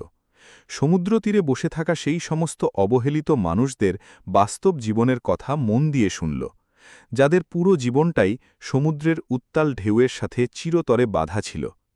তার প্রতিযোগিতার গল্পটি ধীরে ধীরে কেবল সাদা কাগজের ওপর নয়, যেন তার নিজের আত্মার ভেতরেই জীবন্ত রূপ তৈরি হচ্ছিল। মূল প্রতিযোগিতার ঠিক একদিন আগে অনন্যা সায়ানকে স্কুলের নির্জন বারান্দায় একাকী বসে থাকতে দেখতে পেল। সায়ান নিজের হাতে পরম যত্নে নিজের লেখা সাধারণ খাতাটি ধরে শূন্য দৃষ্টিতে বসেছিল। খাতার কিছু কিছু পাতার ধারগুলো পুরনো হওয়ার কারণে মোড়ানো ছিল এবং কিছু জায়গায় সস্তার কালির দাগ হালকা চারদিকে ছড়িয়ে গিয়েছিল।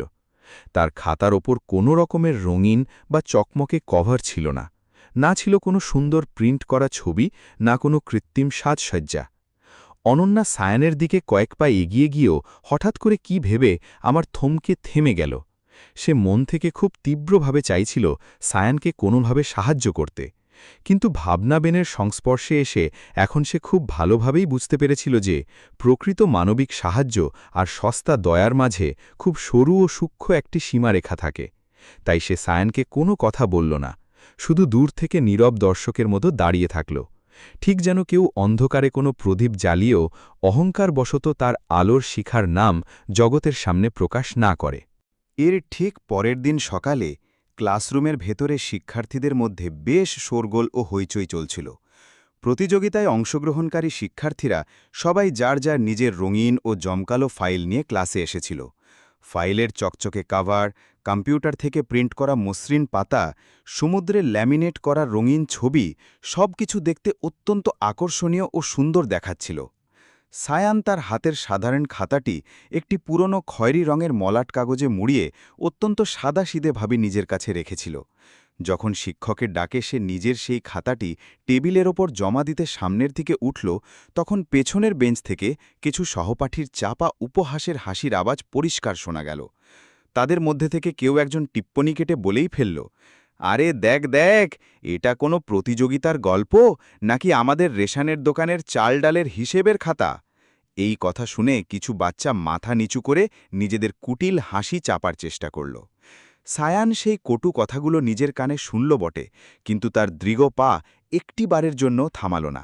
সে সম্পূর্ণ শান্তভাবে খাতাটি নিয়ে মহসিন স্যারের টেবিলের উপর রেখে দিল। শিক্ষক মহসিন স্যার প্রথমে বাকি সমস্ত ছাত্রছাত্রীদের জমা দেওয়া ঝকঝকে ফাইলগুলো একে একে উল্টে দেখলেন। সেগুলো বাহ্যিক দিক থেকে দেখতে সত্যিই বেশ চিত্তাকর্ষক ও আকর্ষণীয় ছিল। যখন সবার শেষে সায়ানের খাতা দেখার পালা এলো, তখন তিনি খয়েরি কাগজের সেই পুরনো মোড়কটি আস্তে করে সরালেন। খাতার ভেতরে থাকা হাতে লেখা সাধারণ পাতাগুলো তার সামনে উন্মুক্ত হয়ে এলো। হাতের লেখা দেখে মহসিন স্যারের ভ্রুজোড়া হালকা কুঁচকে গেল। তিনি গম্ভীর গলায় জিজ্ঞেস করলেন, সায়ান, তুমি এই খাতাটিকে অন্য সবার মতো সুন্দর করে সুসজ্জিতভাবে তৈরি করনি কেন?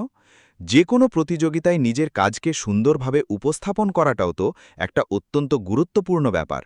শিক্ষকের এই প্রশ্ন শুনে ক্লাসের ভেতরে আবার হালকা গুঞ্জন ও ফিসফিসানি শুরু হয়ে গেল। সায়ান অত্যন্ত ধীর ও অবিচল গলায় উত্তর দিল, মার্জনা করবেন স্যার, আমার সাধ্যে এবং সামর্থ্যে যতটুকু ছিল আমি ঠিক ততটুকু দিয়েই এটা তৈরি করেছি। তার গলার আওয়াজে নিজের দরিদ্রতার জন্য কোনো প্রকার কৃত্রিম সাফাই বা করুণা পাওয়ার চেষ্টা ছিল না, বরং তাতে ছিল এক চরম ও অনর সত্যিতা।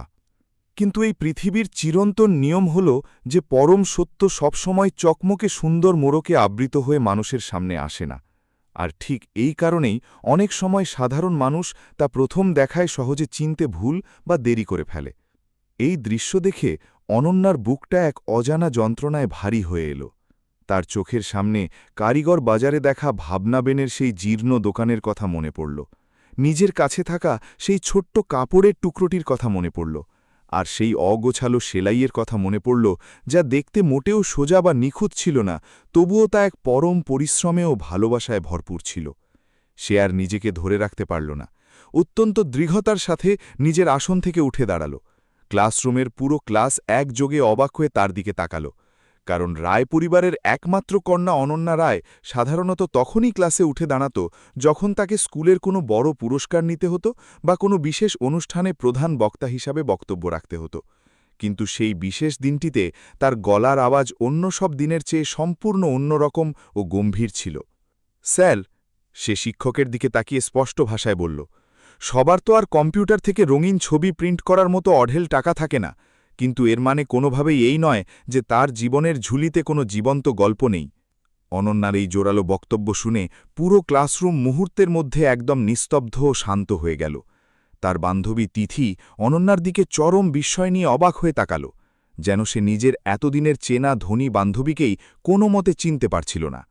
মহসিন স্যারও এই কথা শুনে কিছুক্ষণ গম্ভীর হয়ে চুপ করে থাকলেন। তারপর তিনি সায়ানের খাতাটি নিজের হাতে খুললেন আর তার পাতাগুলো মনোযোগ দিয়ে পড়তে শুরু করলেন। সায়ানের খাতার প্রথম কয়েকটা লাইন নিজের চোখে পড়তেই শিক্ষক মহসিন স্যারের মুখের ভাবভঙ্গি সম্পূর্ণ বদলে গেল। সায়ান তার লেখনীতে লিখেছিল যে সমুদ্র তীরের রোদ-জল ঝড় মাথায় নিয়ে যারা কাঠ দিয়ে নৌকা বা জাহাজ তৈরি করে, সেই সমস্ত মানুষেরা হয়তো নিজেরা জীবনে কোনোদিন সেই নৌকায় চড়ে অনেক দূরে কোথাও যাত্রায় যায় না, কিন্তু তারা নিজেদের হাড় ভাঙা খাটুনি দিয়ে অন্যদের সেই উত্তাল সমুদ্রে পাড়ি জমানোর অদম্য সাহস ও নির্ভরতার শক্তি জুগিয়ে দেয়। সে তার নিজের বাবার নাম অত্যন্ত অহংকারের সাথে বড়াই করে নয়, বরং এক পরম শ্রদ্ধা ও বিনম্রতার সাথে লিখেছিল।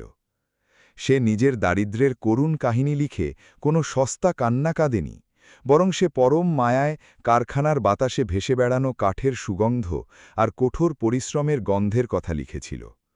সে কাঠের ওপর হাতুড়ির আঘাতে পড়া দাগগুলোর নিজস্ব ভাষার কথা ফুটিয়ে তুলেছিল। সেই সমস্ত বয়োবৃদ্ধ কারিগরদের খসখসে হাতগুলোর আজীবনের মর্যাদা ও সততার কথা লিখেছিল, যা কোনোদিন ইতিহাসে নিজেদের নাম খোদাই না করেও এই শহরের প্রতিটি মানুষের যৌথ স্মৃতিতে চিরকালের জন্য অম্লান থেকে যায়। মহসিন স্যার সেই লেখাটি পড়তে পড়তে একসময় আবেগপ্রবণ হয়ে মাঝপথে থেমে গেলেন। তিনি নিজের চোখের চশমাটি খুললেন এবং সায়ানের দিকে এক দৃষ্টিতে তাকালেন। তিনি কম্পিত কণ্ঠে জিজ্ঞেস করলেন, সায়ান, এই অসাধারণ ও জীবন্ত কথাগুলো কি তুমি সত্যিই নিজের মন থেকে নিজে লিখেছ? সায়ান বিনীতভাবে নিজের মাথা নাড়ল এবং বলল, হ্যাঁ স্যার, আমি নিজেই এটি লিখেছি। শিক্ষকের গলার গম্ভীর আওয়াজ মুহূর্তের মধ্যে পরম স্নেহে নরম হয়ে এল। তিনি বললেন, তাহলে এই অমূল্য লেখাটিকে আমি শুধু খাতা হিসেবে জমা রেখে আলমারিতে বন্দি করে রাখব না। আগামী সপ্তাহে যে চূড়ান্ত পর্বের অনুষ্ঠান হবে, সেখানে তুমি নিজে মঞ্চে দাঁড়িয়ে সবার সামনে এই গল্পটি পড়ে শোনাবে। শিক্ষকের এই ঐতিহাসিক ঘোষণার পর ক্লাসের কোনো সহপাঠী আর একটি বারের জন্যেও হাসার দুঃসাহস দেখাল না। সায়ান নিজের জীবনের প্রথমবারের মতো কৃতজ্ঞতা ভরা চোখে অনন্যার দিকে তাকাল। সে মুখে কোনো ধন্যবাদ শব্দ উচ্চারণ করল না এবং অনন্যাও তার কাছ থেকে কোনো কৃত্রিম হাসির আশা করল না। কিন্তু সেই মুহূর্ত থেকে দুজনের চোখের চাউনিতে যেন এক গভীর ও নীরব আত্মিক বোঝাপড়া চিরতরে তৈরি হয়ে গেল। কিছু কিছু গভীর সম্পর্কের সূচনা কোনো জাগতিক শব্দ বা কথার আদান-প্রদান দিয়ে শুরু হয় না।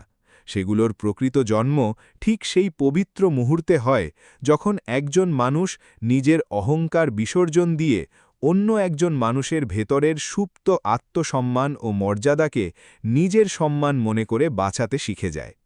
সেই বিশেষ দিনটিতে স্কুল থেকে ক্লাস শেষে বেরোনোর সময় সায়ানের হাতে সেই খয়েরি মলাটের সাধারণ খাতাটিই ছিল ঠিকই, কিন্তু তার মনের ভেতরের জগৎটা সম্পূর্ণ বদলে গিয়েছিল। তার জীবনের প্রথমবারের মতো প্রবলভাবে মনে হল যে এই স্বার্থপর সমাজে হয়তো তার মতো অবহেলিত মানুষের জীর্ণ গলার আওয়াজও একদিন সত্যিই সবার কাছে পৌঁছতে পারে। অনন্যাও বারান্দার দূর থেকে তাকে শান্ত পায়ে হেঁটে যেতে দেখল। সে হয়তো সায়ানকে ডেকে কিছু একটা বলতে চাইছিল, কিন্তু নিজেকে আটকে নিল। কারণ কিছু কিছু পরিবর্তন মানুষের জীবনে খুব ধীরে ধীরে আসাই দেখতে ভালো লাগে। ঠিক যেমন শীতের সকালের মিষ্টি রোদ, যা হঠাৎ করে তীব্র হয়ে জ্বলে ওঠে না, বরং কোনো শব্দ না করে চুপচাপ মানুষের ক্লান্ত কাঁধের ওপর পরম শান্তিতে নেমে আসে। কিন্তু এই অবুঝ নিষ্ঠুর জীবন মানুষকে প্রায়শই ঠিক সেই সময়েই কঠিন পরীক্ষার মুখে দাঁড় করিয়ে দেয়, যখন মানুষের মনে হতে শুরু করে যে হয়তো এবার তার চলার আঁকাবাঁকা রাস্তাটা একটু পরিষ্কার ও মসৃণ হচ্ছে। ঠিক সেই দিন সন্ধ্যায় সায়ান যখন প্রতিদিনের মতো তার চেনা জাহাজ তৈরির কারখানায় পৌঁছাল, তখন সেখানকার সার্বিক পরিবেশ ও পরিস্থিতি অন্যান্য দিনের মতো স্বাভাবিক ছিল না। কারখানার সমস্ত বয়োবৃদ্ধ কারিগরেরা কাজ বন্ধ করে এক জায়গায় ভীষণ চিন্তিত মুখে জড়ো হয়েছিলেন। তার পরম বন্ধু রনি বর্মনের মুখমণ্ডল এক গভীর ক্ষোভ ও রাগে থমথম করছিল। কারখানার দামি যন্ত্রপাতি ও লোহার হাতুড়িগুলো মাটিতে যত্রতত্র অবহেলায় পড়েছিল, কিন্তু বাতাসে প্রতিদিনের মতো হাতুড়ির সেই ছন্দময় জোরালো আওয়াজ একদম অনুপস্থিত ছিল। সায়ান কারখানার এই অস্বাভাবিক নীরবতা দেখে অত্যন্ত ঘাবড়ে গিয়ে জিজ্ঞেস করল, কি হয়েছে রে রনি, সবাই এমন চুপচাপ কেন? রনি বর্মন নিজের ভেতরের চাপা ক্ষোভ ও রাগে ফেটে পড়ে বলল, আমি বিশ্বস্ত সূত্রে আজই শুনতে পেলাম যে শহরের সেই প্রভাবশালী রায় পরিবার নাকি আমাদের রুটিরুজির এই শেষ আশ্রয়, এই জাহাজ তৈরির পুরো কারখানা ও জমিটি চড়া দামে কিনে নিতে চলেছে। ওরা নাকি বলছে যে এখানে তাদের বিলাসবহুল রিসর্টের এক নতুন আধুনিক উইং তৈরি করা হবে। সায়ান এই বজ্রপাতের মতো খবরটি শোনার পর কিছু মুহূর্তের জন্য সম্পূর্ণ স্তব্ধ ও নির্বাক হয়ে চুপচাপ দাঁড়িয়ে থাকল। সে চোখের সামনে ধুলোবালি মেখে পড়ে থাকা সেই অর্ধনির্মিত বিশাল কাঠের জাহাজগুলোর দিকে শূন্য দৃষ্টিতে তাকাল, যেগুলো সুউচ্চ কাঠামোর মাঝে সে নিজের ছোটবেলা থেকে তার স্বর্গীয় বাবাকে হাড় ভাঙা পরিশ্রম করে জীবিকা নির্বাহ করতে দেখে এসেছে। এই জাহাজ তৈরির কারখানাটি কেবল সাধারণ কাঠ, দড়ি আর জরাজীর্ণ টিনের চালের কোনো জড়ো করা জায়গা ছিল না। এটি ছিল সেই সব প্রান্তিক ও হতদরিদ্র পরিবারের প্রতিদিনের অন্ন ও রুজিরুটির একমাত্র উৎস, যাদের নাম শহরের চকমকে ও বিলাসবহুল বড় বড় দোকানগুলোর কোথাও কোনো দিন লেখা থাকে না। কারখানার একজন অতি বয়োবৃদ্ধ কারিগর অত্যন্ত ক্লান্ত ও ভগ্নস্বরে বলে উঠলেন, যদি এই আদিপুরুষের জায়গাটাই আমাদের হাত থেকে চিরতরে চলে যায়, তবে আমরা এই বুড়ো বয়সে কোথায় গিয়ে দাঁড়াব? আধুনিক যুগের মেশিনে তৈরি সস্তা জিনিসপত্র তো বাজারে ইতিমধ্যেই ছেয়ে গেছে। এখন আমাদের এই হাড় ভাঙা খাটুনির হাতের ঐতিহ্যবাহী কাজই বা কার প্রয়োজন? এই কথাগুলো শুনে সায়ান দত্তের মনের ভেতরে এক তীব্র ছটফটানি ও অস্থিরতা জেগে উঠল, কিন্তু পরিস্থিতি বিবেচনা করে সে মুখ ফুটে কিছুই বলতে পারল না। ঠিক সেই মুহূর্তে তার নিজের ভাঙা বাড়ির কথা মনে পড়ে গেল, কারণ তার বাপুজির শরীরটাও গত কয়েক দিন ধরে মোটেও ভালো যাচ্ছিল না। সে আর কাল বিলম্ব না করে হাতের কাজটুকু তাড়াহুড়ো করে শেষ করে সোজা নিজের বাড়ির দিকে দ্রুত পায়ে ছুটতে শুরু করল। নিজের ভাঙা বাড়ির সামনে পৌঁছনো মাত্রই সে বন্ধ দরজার ভেতর থেকে বাপুজির এক বুক কাঁপানো ভারী কাশির শব্দ পরিষ্কার শুনতে পেল। করুণাময় দত্ত খাটের একদম ধারের দিকে কোনো মতে বসেছিলেন। তার একটি হাত নিজের বুকের ওপর শক্ত করে চেপে রাখা ছিল এবং তার পুরো মুখমণ্ডল যন্ত্রণার ঘামে ভিজে একাকার হয়ে গিয়েছিল। সায়ান এই আশঙ্কাজনক অবস্থা দেখে প্রচণ্ড ঘাবড়ে গেল এবং বাপুজি বলে চিৎকার করে তাকে জড়িয়ে ধরে সামলাল ও পানের জন্য জল এগিয়ে দিল। কিন্তু করুণাময় দত্তের ফুসফুসের শ্বাসপ্রশ্বাস কিছুতেই স্বাভাবিকভাবে ঠিকমতো চলছিল না। সে আর এক মুহূর্ত দেরি না করে তড়িঘড়ি করে ঘরের বাইরে ছুটে গেল এবং সজোরে রনি বর্মনকে সাহায্যের জন্য ডাক দিল। এরপর দুজনে মিলে ধরাধরি করে করুণাময় বাবুকে এলাকার কাছাকাছি থাকা একটি ছোট ক্লিনিকে নিয়ে গেল। সেই সময় ক্লিনিকে ডাক্তার ফরিদা বানু ডিউটিতে ছিলেন এবং তিনি করুণাময় বাবুকে আগে থেকেই খুব ভালো করে চিনতেন। তিনি অত্যন্ত গুরুত্ব সহকারে তার শারীরিক পরীক্ষা নিরীক্ষা করলেন এবং সব দেখার পর সায়ানকে আড়ালে আলাদা করে ডেকে নিলেন। তার গলার আওয়াজ অত্যন্ত নরম ও সহানুভূতিশীল হলেও তার মুখ থেকে বের হওয়া কথাগুলো ছিল ভীষণ ভারী। তিনি বললেন, সায়ান, এখন তোমার বাবাকে এই ছোট ক্লিনিকে রাখলে আর কোনোভাবেই চলবে না। তাকে অতি দ্রুত মেঘনাথপুরের বড় সরকারি বা বেসরকারি হাসপাতালে নিয়ে যেতে হবে। তার এই জটিল রোগের চিকিৎসা কিন্তু অনেক দিন ধরে একটানা চলবে। সায়ান তখন অত্যন্ত ধীর ও কম্পিত গলায় জিজ্ঞেস করল, এই চিকিৎসার জন্য আনুমানিক কত টাকা খরচ হবে ফরিদা দিদি? ফরিদা বানু সায়ানের প্রশ্নের সরাসরি কোনো উত্তর দেওয়ার আগে তার অসহায় চোখের দিকে গভীর দৃষ্টিতে তাকালেন। হয়তো তিনি অন্তরে খুব ভালোভাবে জানতেন যে এই মুহূর্তে সায়ানের এই প্রশ্নটি শুধু নিছক কিছু টাকার নয়, বলকি এক অভিভাবকহীন দরিদ্র ছেলের বেঁচে থাকার সাহসেরও ছিল। তিনি মৃদুস্বরে চিকিৎসার সম্ভাব্য মোটা টাকার অঙ্কটি উচ্চারণ করলেন, যা শুনে সায়ানের মুখমণ্ডল মুহূর্তের মধ্যে একদম শান্ত ও ফ্যাকাশে হয়ে গেল। কিন্তু তার মুখের সেই আকস্মিক শান্ত ভাবটা ছিল অত্যন্ত ভয়াবহ, যেন তার ভেতরের উত্তাল আবেগের সমুদ্রটা হঠাৎ করেই এক পলকে বরফের মতো জমে পাথর হয়ে গেছে। ঠিক সেই রাতেই অনন্যা রায় ডাক্তার ফরিদা বানুর মারফত এই হৃদয়বিদারক কথাটি সম্পূর্ণ জানতে পারল। ফরিদা বানু মূলত রায় পরিবারের বিলাসবহুল রিসর্টের একটি ছোট ফ্রি মেডিকেল ক্যাম্পে মাঝে মাঝে এসে চিকিৎসা সেবা দিতেন, আর ঠিক এই কারণেই অনন্যা তাকে ব্যক্তিগতভাবে খুব ভালো চিনত। ফরিদা বানু অবশ্য সায়ানের আসল নাম সরাসরি মুখে নিলেন না, কিন্তু তিনি যখন গল্পের ছলে বললেন যে একটি অত্যন্ত আত্মসম্মানী ছেলে আছে যে দিনে স্কুলে পড়াশোনা করে, সন্ধ্যায় জাহাজ তৈরির কারখানায় কায়িক শ্রম করে, আর এখন নিজের অসুস্থ বাবাকে মেঘনাথপুরের বড় হাসপাতালে নিয়ে যাওয়ার দুশ্চিন্তায় দিশেহারা হয়ে বসে আছে, তখন অনন্যা এক পলকেই সব সত্যি বুঝে গেল। ফরিদা বানুর কথা শুনে অনন্যার হাত থেকে জলের কাঁচের গ্লাসটা মেঝেতে আছড়ে পড়তে পড়তে কোনো মতে বেঁচে গেল। ঠিক সেই রাতেই রাজকীয় ডাইনিং টেবিলে রাতের খাবার খাওয়ার সময় দিগ্বিজয় রায় আবারও সেই জাহাজ কারখানার জমির বিষয় নিয়ে কথা বলছিলেন। তিনি বললেন, বিক্রম আইনি সমস্ত কাগজপত্র অলরেডি এগিয়ে দিয়েছে। যদি ঈশ্বরের কৃপায় সব ঠিকঠাক থাকে তবে আগামী মাসের মধ্যেই ওই জাহাজ তৈরির কারখানাটি সম্পূর্ণ খালি করে আমাদের দখলে চলে আসবে। অনন্যা এবার আর নিজের মনের ক্ষোভ চেপে চুপ থাকার চেষ্টা করল না। সে প্রতিবাদী কণ্ঠে বলল, বাবা, তুমি যে জায়গাটাকে জরাজীর্ণ বলছ সেটা কিন্তু মোটেও ফাঁকা কোনো পরিত্যক্ত জায়গা নয়। সেখানে অনেক রক্তমাংসের জ্যান্ত মানুষ বসবাস করে। দিগ্বিজয় রায় হাতের খবরের কাগজটি সশব্দে মুড়িয়ে নিজের মেয়ের দিকে কঠোর চোখে তাকালেন এবং বললেন, সেখানকার অধিবাসী লোকেরা আইন অনুযায়ী উপযুক্ত আর্থিক ক্ষতিপূরণ পাবে। মনে রেখো মা, বড় ব্যবসায় এভাবে অতিরিক্ত আবেগপ্রবণ হলে শুধু বিশাল লোকসানি গুনতে হয়।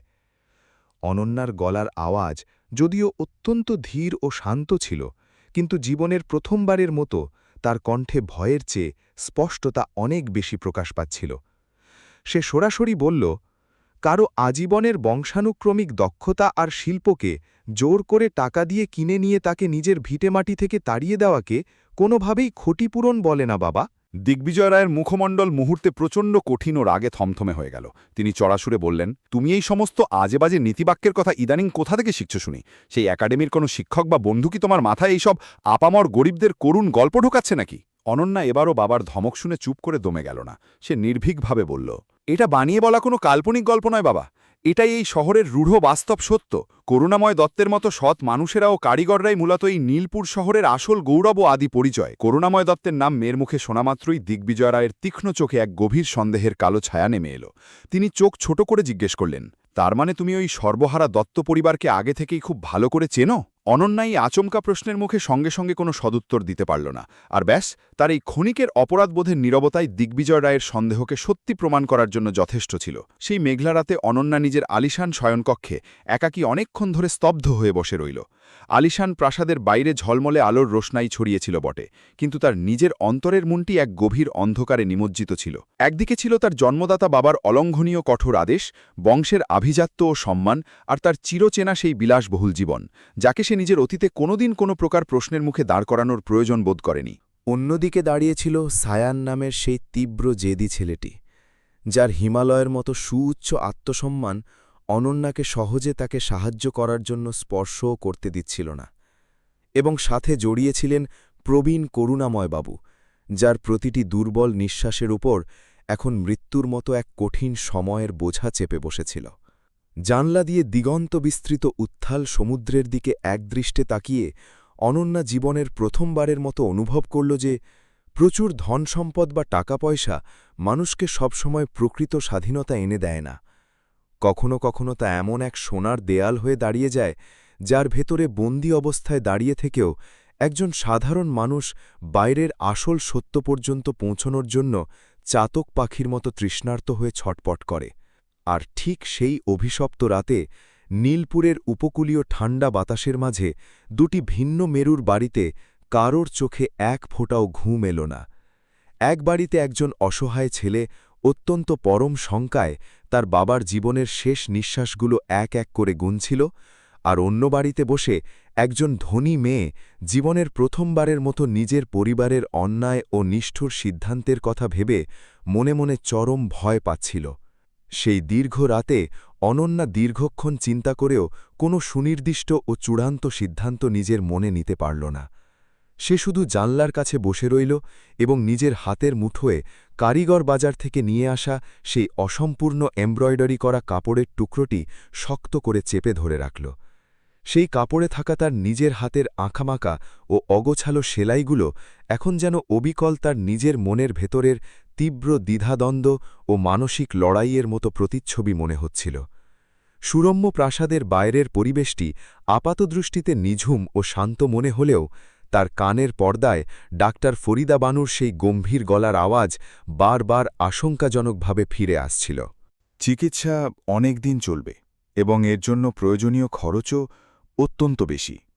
ঠিক তারপরেই অনন্যার চোখের সামনে সায়ানের সেই চেনা মুখটি ভেসে উঠল, সেই চির স্বাবলম্বী মুখটি, যা নিজের চরম বিপদেও কোনোদিন কারো কাছে সামান্য দয়া বা সাহায্য চাইতে জানত না, কিন্তু আজ নিজের পরম পূজনীয় বাবাকে চিরতরে হারানোর প্রবল ভয়ে অন্তরে ভেতরে ভেতরে একদম ভেঙে চুরমার হয়ে পড়ছিল। পরের দিন ভোরের আলো ফুটতেই অনন্যা নিজের ঘরের বিশাল আলমারিটি খুলল। তাতে সযত্নে রাখা রাজকীয় গহনার বাক্সগুলোতে জ্বলজ্বল করছিল অত্যন্ত দামি হীরের চুড়ি, ছোট নিটোল সোনার কানের দুল আর তার পরলোকগত মায়ের হাত থেকে দেওয়া কিছু মহামূল্যবান স্মৃতিচিহ্ন। সেই সব ঝকঝকে সোনার গহনা দেখে ক্ষণিকের জন্য তার হাত দুটি থমকে একদম থেমে গেল।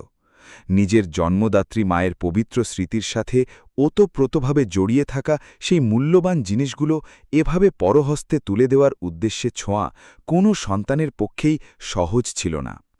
কিন্তু ঠিক সেই কঠিন মুহূর্তেই তার মনে পড়ে গেল প্রবীণ করুণাময় বাবুর সেই মৃত্যুর মুখে দাঁড়িয়ে থাকা অত্যন্ত দুর্বল ফুসফুসের নিঃশ্বাসের কথা। সেসব গহনা বাক্স থেকে তুলে নিল না। সে কেবল মায়ের দেওয়া একজোড়া সোনার বালা আর একটি অত্যন্ত পাতলা সোনার চেন অন্য বাক্স থেকে পরম যত্নে আলাদা করে নিজের কাছে লুকিয়ে রাখল। বেলনায় তার দুচোখ নোনা জলে কানায় কানায় ভরে এলো ঠিকই, কিন্তু সে এবার নিজের চোখের জল এক ফোঁটাও বাইরে পড়তে দিল না। কারণ সে জীবনের এক চরম সত্য বুঝতে পেরেছিল যে জীবনের কিছু কঠিন ও ঐতিহাসিক সিদ্ধান্ত চোখের সস্তা জল ফেলে নয়, বরং এক বুক পাথর চাপা গভীর নীরবতা দিয়ে নিতে হয়। অনন্যা সরাসরি তাদের বাড়ির ক্যাশের টাকা এই কাজের জন্য ব্যবহার করল না, কারণ সে খুব ভালো করেই জানত যে অহংকারী বাবা যদি একবার এই গোপনীয় কথাটি টের পান, তবে রায়করিবারে এক প্রলয়ঙ্করী ঝড় বয়ে যাবে। সে সকালের দিকে বাড়ির ড্রাইভারকে দূরবর্তী এক প্রাচীন মন্দিরে যাওয়ার একটি মিথ্যে অজুহাত দেখিয়ে গাড়ি নিয়ে বাইরে বেরোল এবং পথের মাঝে শহরের এক পুরনো ঐতিহ্যবাহী সোনারূপো কেনাবেচার দোকানের সামনে গাড়ি থামাতে বলল। সেই নামী দোকানের মালিক রায় পরিবারের আভিজাত্যের কারণে তাকে আগে থেকেই খুব ভালো চিনত, তাই অনন্যাকে গহনা বিক্রি করতে দেখে সে কৌতূহলবশত কিছু প্রশ্ন করতে চাইল। কিন্তু অনন্যা দোকানদারের মুখের কথা কেড়ে নিয়ে শুধু এটুকু স্পষ্ট ভাষায় বলল, আমার এই গহনাগুলোর বিনিময়ে আজ এই মুহূর্তেই নগদ টাকার বড্ড প্রয়োজন। তার কোমল গলার আওয়াজে এমন এক অভূতপূর্ব কঠোরতা ও আভিজাত্যের দৃঢ়তা মিশেছিল যে বৃদ্ধ দোকানদার আর কোনো বাড়তি প্রশ্ন করার দুঃসাহস দেখাল না। দুপুরের কড়া রোদ নামার আগেই গহনা বিক্রির সমস্ত নগদ টাকা ডাক্তার ফারিদা বানুর হাতে নিরাপদে পৌঁছে গেল। অনন্যা টাকা দেওয়ার সময় ফারিদাকে খুব পরিষ্কার ভাষায় ও কঠোরভাবে বলে দিল যে সায়ান যেন কোনো অবস্থাতেই এই গোপন সাহায্যের পেছনে তার নাম জড়িয়ে আছে তা জানতে না পারে। ফারিদা বানু এক অদ্ভুত বিস্ময় নিয়ে বেশ কিছুক্ষণ এই বিত্তশালী অথচ মমতাময়ী মেয়েটির দিকে অপলক তাকিয়ে থাকলেন। তারপর তিনি এক দীর্ঘশ্বাস ফেলে বললেন, পাগলি মেয়েরে, কোনো বস্তুগত সাহায্য হয়তো কিছুদিনের জন্য জগতের চোখ থেকে লুকিয়ে রাখা সম্ভব, কিন্তু মনের পবিত্র উদ্দেশ্যকে কোনোদিন গোপন রাখা যায় না। জীবনের কোনো না কোনো বাঁকে সে ঠিকই এই পরম সত্যটা নিজে থেকেই বুঝে যাবে। অনন্যা তখন অত্যন্ত ধীর ও গম্ভীর গলায় জবাব দিল, ভবিষ্যতে যদি সে কোনোদিন সত্যিটা বুঝে যায় তবে আমার কোনো আপত্তি নেই। আমি শুধু এটুকু নিশ্চিত করতে চাই যে সে যেন এই মুহূর্তে কোনোভাবেই এটা মনে না করে যে আমি ধনী হওয়ার অহংকারে তার ওপর কোনো সস্তা দয়া বা করুণা প্রদর্শন করেছি। ওদিকে সায়ান দত্ত তার ভাঙা ঘরে বসে মেঘনাথপুরের বড় হাসপাতালে যাওয়ার জন্য শেষ মুহূর্তের প্রস্তুতি নিচ্ছিল, কিন্তু বাস্তবিকভাবে তার মতো হতদরিদ্রের গোছানোর মতো প্রস্তুতি বা আর কি বা কোথায় ছিল। একটি পুরনো কাপড়ের ব্যাগের ভেতর সে পরম যত্নে ভরে নিল বাবার কয়েকটি সাধারণ পোশাক, ডাক্তারের ওষুধের প্রয়োজনীয় স্লিপ এবং বাবার নিজের হাতে বানানো সেই মূল্যবান সেগুন কাঠের ছোট্ট বাক্সটি। মেঘনাথপুর যাওয়ার গাড়ির ন্যূনতম ভাড়া এবং হাসপাতালের প্রথম দিকের জরুরি ওষুধের খরচ মেটানোর জন্যও তার পকেটে পুরো টাকা মজুদ ছিল না। ঠিক সেই চরম সংকটের মুহূর্তে রনি বর্মন কোথা থেকে যেন ধার করে সামান্য কিছু টাকা এনে সায়ানের হাতের সামনে বাড়িয়ে দিল। সায়ান প্রথমে আত্মসম্মানের খাতিরে সেই টাকা নিতে কঠোরভাবে বারণ করেছিল, কিন্তু রনি কোনো কথা না শুনে জোরপূর্বক টাকাগুলো সায়ানের শার্টের পকেটে গুজে দিল ও সায়ানের কাঁধে হাত রেখে পরম বন্ধুত্বের সুরে বলল, নিজের আপন ভাইয়ের সাথে বিপদের দিনে টাকার হিসাব করতে বসিস না তো ভাই। এই নিঃস্বার্থ ভালোবাসা দেখে সায়ান মুখে আর একটিও শব্দ উচ্চারণ করতে পারল না। দীর্ঘ পথ অতিক্রম করে যখন ওরা মেঘনাথপুরের সেই বিশাল হাসপাতালের মূল ভবনে পৌঁছাল, তখন কাউন্টারে রিসেপশনে দাঁড়িয়ে সায়ান বুক ভরা ভয় আর তীব্র শঙ্কা নিয়ে নার্সকে চিকিৎসার আনুমানিক খরচের ব্যাপারে অত্যন্ত আমতা আমতা করে জিজ্ঞেস করল। ওর সামনে কম্পিউটারের স্ক্রিনের দিকে তাকিয়ে বসে থাকা ডিউটি নার্স করুণাময় বাবুর মেডিকেল ফাইলটি ভালো করে পরীক্ষা করলেন এবং হাসিমুখে বললেন, আপনাদের রোগীর যাবতীয় প্রয়োজনীয় অ্যাডভান্স ফি ইতিমধ্যেই ক্যাশে সম্পূর্ণ জমা হয়ে গেছে। আপনারা নিশ্চিন্তে রোগীকে নিয়ে ভেতরে যান, এক্ষুনি ওনার চিকিৎসা শুরু করা যেতে পারে। সায়নের এক মুহূর্তের জন্য তীব্র ভ্রম মনে হল, যেন কেউ অবাস্তবভাবে ওর কানের পর্দায় কোনো ভুল কথা শুনিয়ে দিয়েছে। এই বিপুল পরিমাণ টাকা আমাদের অজান্তে কে এখানে জমা করেছে? ও পরম বিস্ময়ের সঙ্গে সঙ্গে সঙ্গে নার্সকে পাল্টা প্রশ্ন করল। নার্স কম্পিউটারে রসিদ দেখে শান্তভাবে বললেন, এটি একটি অজ্ঞাত দাতব্য সাহায্য তহবিল থেকে সরাসরি আমাদের অ্যাকাউন্টে এসেছে। এখানে কোনো নির্দিষ্ট ব্যক্তির নাম বা পরিচয় লেখা নেই। এরপর জরুরি ভিত্তিতে করুণাময় বাবুকে স্ট্রেচারে করে চিকিৎসার জন্য হাসপাতালের আইসিইউ ওয়ার্ডের ভেতরে নিয়ে যাওয়া হলো এবং সায়ান এক বুক ক্লান্তি নিয়ে করিডরের বাইরের একটি লোহার বেঞ্চের ওপর ধপাস করে বসে পড়ল। মনে বাবার চিকিৎসার একটা পরম স্বস্তি আসলেও সেই স্বস্তির অন্তরালে এক তীব্র মানসিক ছটফটানি ও অস্থিরতা ওকে আষ্টিপিষ্টে বেঁধে রাখল। কারণ ও নিজের সহজাত বুদ্ধি দিয়ে খুব ভালোভাবেই জানত, এই স্বার্থপর পৃথিবীতে কোনো সম্পূর্ণ চেনা বা অচেনা মানুষ হঠাৎ করে কারোর জন্য এত বড় অঙ্কের আর্থিক খরচের বোঝা নিজের কাঁধে বহন করে না। ওর ভাবনার জগতে নীলপুর শহরের চেনা অচেনা অনেক মানুষের মুখের ছবি একে একে ভেসে উঠল বটে, কিন্তু সমস্ত জল্পনা কল্পনার অবসান ঘটিয়ে সবশেষে ওর মনের গভীরে একটিমাত্র পরিচিত মুখই চিরতরে স্থির হয়ে আটকে রইল, আর সেটি ছিল স্বয়ং অনন্যা রায়ের মুখ। এর পরের দিন যখন সায়ান নর্থ স্টার একাডেমিতে এলো, তখন ও ক্লাসের এক কোণে দীর্ঘ সময় ধরে একদম নিস্তব্ধ ও চুপচাপ হয়ে বসে রইল। অনন্যা ফাঁকা করিডরের দূর থেকে ওকে খুব ভালো করে পর্যবেক্ষণ করল। সায়ানকে আজ আর আগের মতো দেখাচ্ছিল না। অপমানের তীব্র আঘাতেও ওর চওড়া কাঁচ দুটি হয়তো আজ এক চিলতেও ঝুঁকে যায়নি সত্য, কিন্তু সেই অপরিণত কাঁধের ওপর যেন এক অজ্ঞাত ও নতুন ঋণের বিশাল বোঝা সগর্বে চেপে বসেছিল। দুপুরের টিফিনের বিরতির পর যখন স্কুলের দীর্ঘ বারান্দাটি সম্পূর্ণ জনমানবহীন ও ফাঁকা ছিল, ঠিক তখনই সায়ান আচমকা এসে অনন্যার পথ আগলে ঠিক তার সামনে মুখোমুখি এসে দাঁড়াল। ওর গলার আওয়াজ অত্যন্ত ধীর ও গম্ভীর হলেও প্রশ্নটি ছিল একদম সরাসরি ও তীক্ষ্ণ। অনন্যা এই আকস্মিক মুখোমুখি প্রশ্নের ঝড়ে প্রথমে লজ্জায় ও অপরাধ বোধে নিজের চোখ দুটি মাটির দিকে নামিয়ে নিল।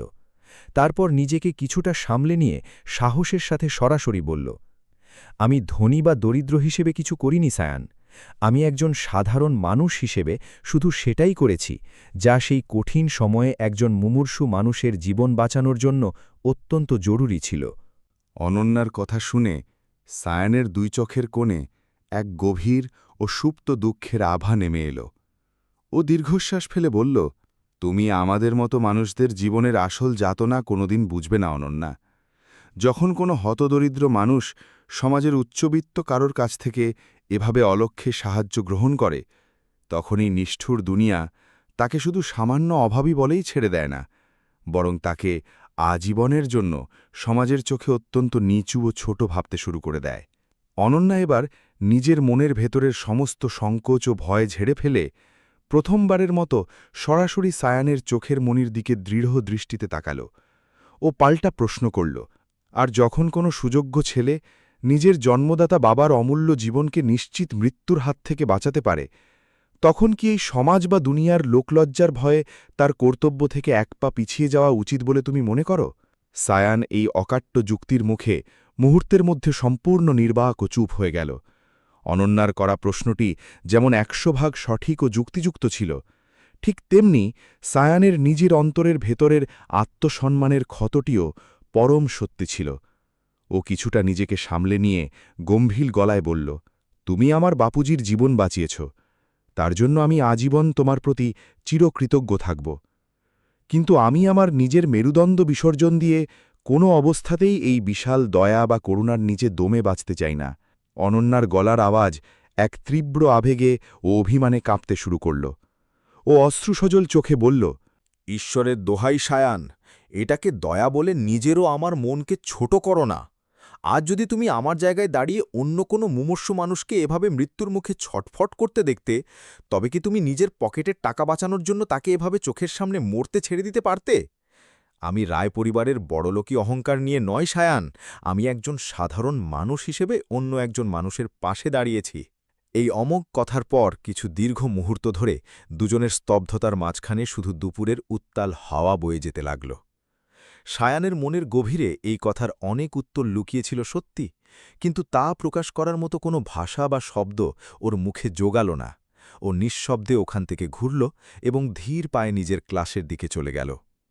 অনন্য একাকী নিঝুম বারান্দার সেই জায়গায় পাথরের মূর্তির মতো দাঁড়িয়ে, কিন্তু ওরা দুজনেই কেউই টের পায়নি যে নির্জন বারান্দার আড়ালে হওয়া ওদের এই গোপন আবেগঘন কথোপকথন কোনো তৃতীয় শত্রুর কুটিল নজর থেকে অধরা থাকেনি। সেই দীর্ঘ বারান্দার শেষ অন্ধকোণের আড়ালে দিগ্বিজয় রায়ের চতুর ভাইপো বিক্রম রায় ওত পেতে দাঁড়িয়েছিল এবং সেই নিজের কানে ওদের সমস্ত কথা প্রথম থেকে শেষ পর্যন্ত পুঙ্খানুপুঙ্খ শুনে নিয়েছিল। এরপর সন্ধ্যা নামার সাথে সাথেই ও নিজের সুচতুর প্রভাব খাটিয়ে ডাক্তার ফরিদা বানুর ক্লিনিকে হওয়া সেই গোপন মেডিকেল পেমেন্টের যাবতীয় তথ্য ও রসিদের খবর নিজের হাতের মুঠোয় বের করিয়ে নিল। ওর ক্রূর মুখে কোনো প্রকার দুশ্চিন্তার রেখা ফুটল না, বরং সেখানে খেলা করছিল এক কুটিল কর্পোরেট হিসাব নিকাশের হাসি। ওর ব্যবসায়ী মনে তীব্রভাবে ধাক্কা দিয়ে মনে হল যে এই অদ্ভুত বিষয়টি এখন আর শুধু একটি স্কুল পড়ুয়া সাধারণ ছেলে আর মেয়ের ব্যক্তিগত সম্পর্কের গণ্ডিতে সীমাবদ্ধ নেই। এটি এখন স্বয়ং প্রভাবশালী রায় পরিবারের আধিজাত্য ও আজীবনের বংশমর্যাদার ওপর এক মস্ত বড় আঘাতের ব্যাপার। সেই গভীর রাতে বিক্রম সরাসরি তার জ্যাঠামশাই দিগ্বিজয় রায়ের আলিশান ব্যক্তিগত স্টাডি রুমের ভেতরে প্রবেশ করল।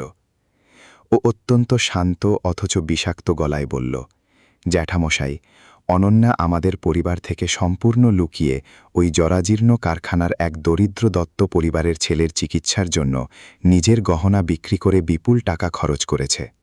কথাটি আপাতদৃষ্টিতে এখন ছোট ও সামান্য মনে হতে পারে, কিন্তু যদি এখনই একে কঠোরভাবে আটকানো না হয় তবে সমাজের মানুষ কিন্তু এই বিষয়টিকে সম্পূর্ণ অন্য চোখে নোংরাভাবে নেবে। দিগ্বিজয় রায় এই অবিশ্বাস্য কথা শোনার পর নিজের চোখের চশমাটি অত্যন্ত ধীর গতিতে খুলে টেবিলের ওপর সশব্দে রাখলেন। বিক্রমের মুখে এই মারাত্মক গোপন কথা শোনার পর দিগ্বিজয় রায় একাকী দীর্ঘ সময় ধরে নিজের অন্ধকার স্টাডি রুমের সোফায় স্তব্ধ হয়ে বসে রইলেন। সুরম্য প্রাসাদের বাইরের সুসজ্জিত বাগানের বৈদ্যুতিক আলো অত্যন্ত শান্ত ও মনোরম দেখাচ্ছিল বটে, কিন্তু তার নিজের অন্তরের ভেতরে তীব্র অভিজাত রাগ ধীরে ধীরে জীবন্ত আগুনের অঙ্গারের মতো চারদিকে ছড়িয়ে পড়ছিল। তার নিজের মেয়ের আকস্মিক আদর্শ বা জেদের চেয়েও বুকের মধ্যে সবচেয়ে বেশি তীরের মতো এই কথাটি বিচ্ছিল যে তার নিজের রক্তের একমাত্র কন্যা সন্তান তার মতো একজন প্রতাপশালী ব্যবসায়ীকে সম্পূর্ণ অন্ধকারে রেখে এক অতি সাধারণ দরিদ্র ঘরের ছেলের জন্য গোপনে এত বড় পদক্ষেপ নেওয়ার দুঃসাহস দেখিয়েছে। তার কর্পোরেট ও প্রভাবশালী মানসিকতার কাছে এই মহৎ কাজটি কোনো মানবিক সাহায্য বলে মনে হয়নি, বরং এটি ছিল তার আজীবনের অর্জিত সামাজিক মর্যাদা ও রাজকীয় অহংকারের ওপর এক বিরাট বড় অসম্মানের প্রশ্ন। এই ঘটনার ঠিক 2 দিন পর রায় পরিবারের মালিকানাধীন সেই সুপ্রসিদ্ধ রাজকীয় রিসোর্টে এক বিশাল ও জমকালো নৈশভোজের সন্ধ্যার আয়োজন করা হল। সেই বিশেষ পার্টিতে রাজধানী এবং পার্শ্ববর্তী মেঘনাথপুর থেকে বড় বড় নামী ব্যবসায়ী, কিছু নামকরা প্রভাবশালী রাজনৈতিক নেতা এবং নীলপুর উপকূলীয় অঞ্চলের সমস্ত বড় বড় বনেদি উচ্চবিত্ত পরিবারগুলোকে সগর্ভে আমন্ত্রণ জানানো হয়েছিল। মহাসমুদ্রের সৈকতের ধারে তৈরি রিসোর্টের বিশাল খোলা লনে চারদিকে মায়াবী রঙিন আলো সুসজ্জিতভাবে লাগানো ছিল এবং ব্যাকগ্রাউন্ডে ঐতিহ্যবাহী ধীর লয়ের ক্লাসিক্যাল সঙ্গীত মৃদু আওয়াজে বাজছিল। আমন্ত্রিত অতিথিরা সবাই যার যার অত্যন্ত মহামূল্যবান ও জমকালো পোশাকে লনের চারদিকে খোশ গল্পে ঘুরে বেড়াচ্ছিলেন। সবার হাতে রূপোলি প্লেটে সাজানো ছিল সুস্বাদু রাজকীয় সব খাবার, আর মুখে ছিল সমাজ দেখানোর কৃত্রিম মিষ্টি মিষ্টি কথা। কিন্তু বাহ্যিক সেই চোখ ধাঁধানো রাজকীয় উজ্জ্বলতা ও আলোর পেছনে এক অত্যন্ত শীতল ও নিষ্ঠুর সামাজিক ষড়যন্ত্রের প্রস্তুতি গোপনে লুকিয়েছিল, যার মূল পরিকল্পনা ও হদিশ শুধু স্বয়ং দিগ্বিজয় রায় এবং তার ভাইপো বিক্রমই ভালো করে জানত। সন্ধ্যার ঠিক মাঝামাঝি সময়ে বিক্রম এক বিশ্বস্ত দালালের মাধ্যমে সায়ানের কাছে এক জরুরি বার্তা পাঠাল যে স্বয়ং দিগ্বিজয় রায় তার সাথে ব্যক্তিগতভাবে একান্তে অত্যন্ত জরুরি কিছু কথা বলতে চান। সেই বার্তায় উল্লেখ ছিল যে এই কথার বিষয়বস্তু সায়ানের বাবার হাসপাতালের চিকিৎসা এবং তাদের রুটিরুজির জাহাজ তৈরির কারখানার ভবিষ্যৎ, এই দুটোর সাথেই গভীরভাবে যুক্ত। সায়ান দত্ত প্রখর আত্মসম্মানের কারণে প্রথমে ওই ধনকুবেরদের পার্টিতে কোনো মতেই যেতে চায়নি, কিন্তু তার বাপুজির জীবনদায়ী চিকিৎসা, তাদের পূর্বপুরুষের কর্মস্থল জাহাজ কারখানার জমি এবং সর্বোপরি অনন্যার করা সেই গোপন আর্থিক সাহায্য, এই সমস্ত গুরুত্বপূর্ণ বিষয়গুলো তাকে নিজের ঘরে হাত গুটিয়ে বসে থাকতে দিল না। ও তার পরিধানের একমাত্র পরিষ্কার অথচ অতি সাধারণ একটি সুতির কুর্তা গায়ে চাপিয়ে সেই বিলাসবহুল রাজকীয় রিসর্টে এসে পৌঁছাল। রিসর্টের মূল ফটকে দাঁড়িয়ে থাকা সুঠাম দেহের সিকিউরিটি গার্ড ওর পোশাক দেখে অত্যন্ত অবজ্ঞার সাথে ওকে ওপর থেকে নিচ পর্যন্ত দেখল। তারপর ভেতরের নির্দেশে অনিচ্ছা সত্ত্বেও ওকে ভেতরে যাওয়ার অনুমতি দিল। সায়ান যখন রিসর্টের সেই চকমকে খোলা লনে নিজের পা রাখল, তখন ওর প্রবলভাবে মনে হল যে সে যেন ভুল করে তার চেনা পৃথিবীর বাইরে সম্পূর্ণ ভিন্ন ও কৃত্রিম এক ভিন্ন গ্রহের জগতে এসে হাজির হয়েছে। এখানে সমুদ্রের প্রাকৃতিক লোনা বাতাসটুকুও ধনীদের ব্যবহৃত দামি বিদেশি আতর আর বিলাসবহুল তাজা ফুলের কৃত্রিম সুগন্ধে সম্পূর্ণ ঢাকা পড়ে অবরুদ্ধ হয়ে গিয়েছিল। যেখানে ওর নিজের চেনা কর্মস্থল জাহাজ কারখানায় সারাদিন খাঁটি সেগুন কাঠের ওপর লোহার হাতুড়ির জোরালো ও সৎ আওয়াজ প্রতিধ্বনিত হতো, ঠিক তার বিপরীতে এখানে দামি মদের কাচের গ্লাসের ঠুনঠুন হালকা শব্দ আর উচ্চবিত্তদের কৃত্রিম অহংকারী হাসির আওয়াজ চারদিকের বাতাসে ভাসছিল। ও চোখ নামিয়ে নিল ঠিকই, কিন্তু নিজের সুদৃঢ় আত্মবিশ্বাসে হাঁটার গতি এক চিলতেও ধীর করল না। বিক্রম সায়ানকে লন থেকে সরিয়ে রিসর্টের ভেতরের একটি সুসজ্জিত গোপন ভিআইপি হলের ভেতরে নিয়ে গেল, যেখানে রাজকীয় ভঙ্গিতে স্বয়ং দিগ্বিজয় রায় দাঁড়িয়েছিলেন। তার রাশ ভারী মুখে কোনো সৌজন্যমূলক হাসির ছোঁয়া ছিল না, এবং তার অতি ঘনিষ্ঠ ও বিশ্বস্ত কিছু ব্যবসায়ী বন্ধু কিছুটা দূরে নীরব দর্শকের মতো দাঁড়িয়েছিলেন, যেন তারা কোনো এক চরম নাটক বা তামাশা শুরু হওয়ার অধীর অপেক্ষা করছিলেন।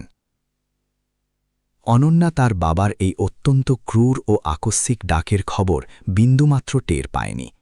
সে বাইরে লনের ভিড়ের মাঝে আমন্ত্রিত অতিথিদের লৌকিকতার ব্যস্ত ছিল, কিন্তু এক অজানা আশঙ্কায় তার মন এমনিতেও ভীষণ ছটফট ও অস্থির করছিল। দিগ্বিজয় রায় সায়ানের দিকে এক অত্যন্ত তীব্র ও অবজ্ঞাসূচক দৃষ্টিতে তাকালেন এবং বরফ শীতল কণ্ঠে বললেন, ওহ, তাহলে তুমিই হলে সেই বিখ্যাত সায়ান দত্ত। সায়ান নিজের আত্মমর্যাদা বজায় রেখে সম্পূর্ণ শান্ত অথচ অটল গলায় বলল, হ্যাঁ, আমিই সায়ান। আপনি কি আমাকে এখানে কোনো জরুরি প্রয়োজনে ডেকেছিলেন? হ্যাঁ, ডেকেছি। দিগ্বিজয় রায়ের গলার স্বর রিভলভারের গুলির মতো শোনাল, ঠান্ডা আর নির্মম। কারণ কিছু রূঢ় বাস্তব তোমার মতো ছেলেকে সামনাসামনি বুঝিয়ে দেওয়াটা এখন দরকার হয়ে পড়েছে। অভাবের সংসারে লড়াই করছ, খেটে খাচ্ছ, বাপ মরণাপন্ন, এসব শুনলে হয়তো দয়া হয়, কিন্তু তার মানে এই নয় যে এই জরাজীর্ণ আবেগের তাস খেলে তুমি আমার একমাত্র মেয়ের জীবনে পাকাপাকি জায়গা করে নেওয়ার স্বপ্ন দেখবে। সায়ানের চোয়াল শক্ত হয়ে উঠল।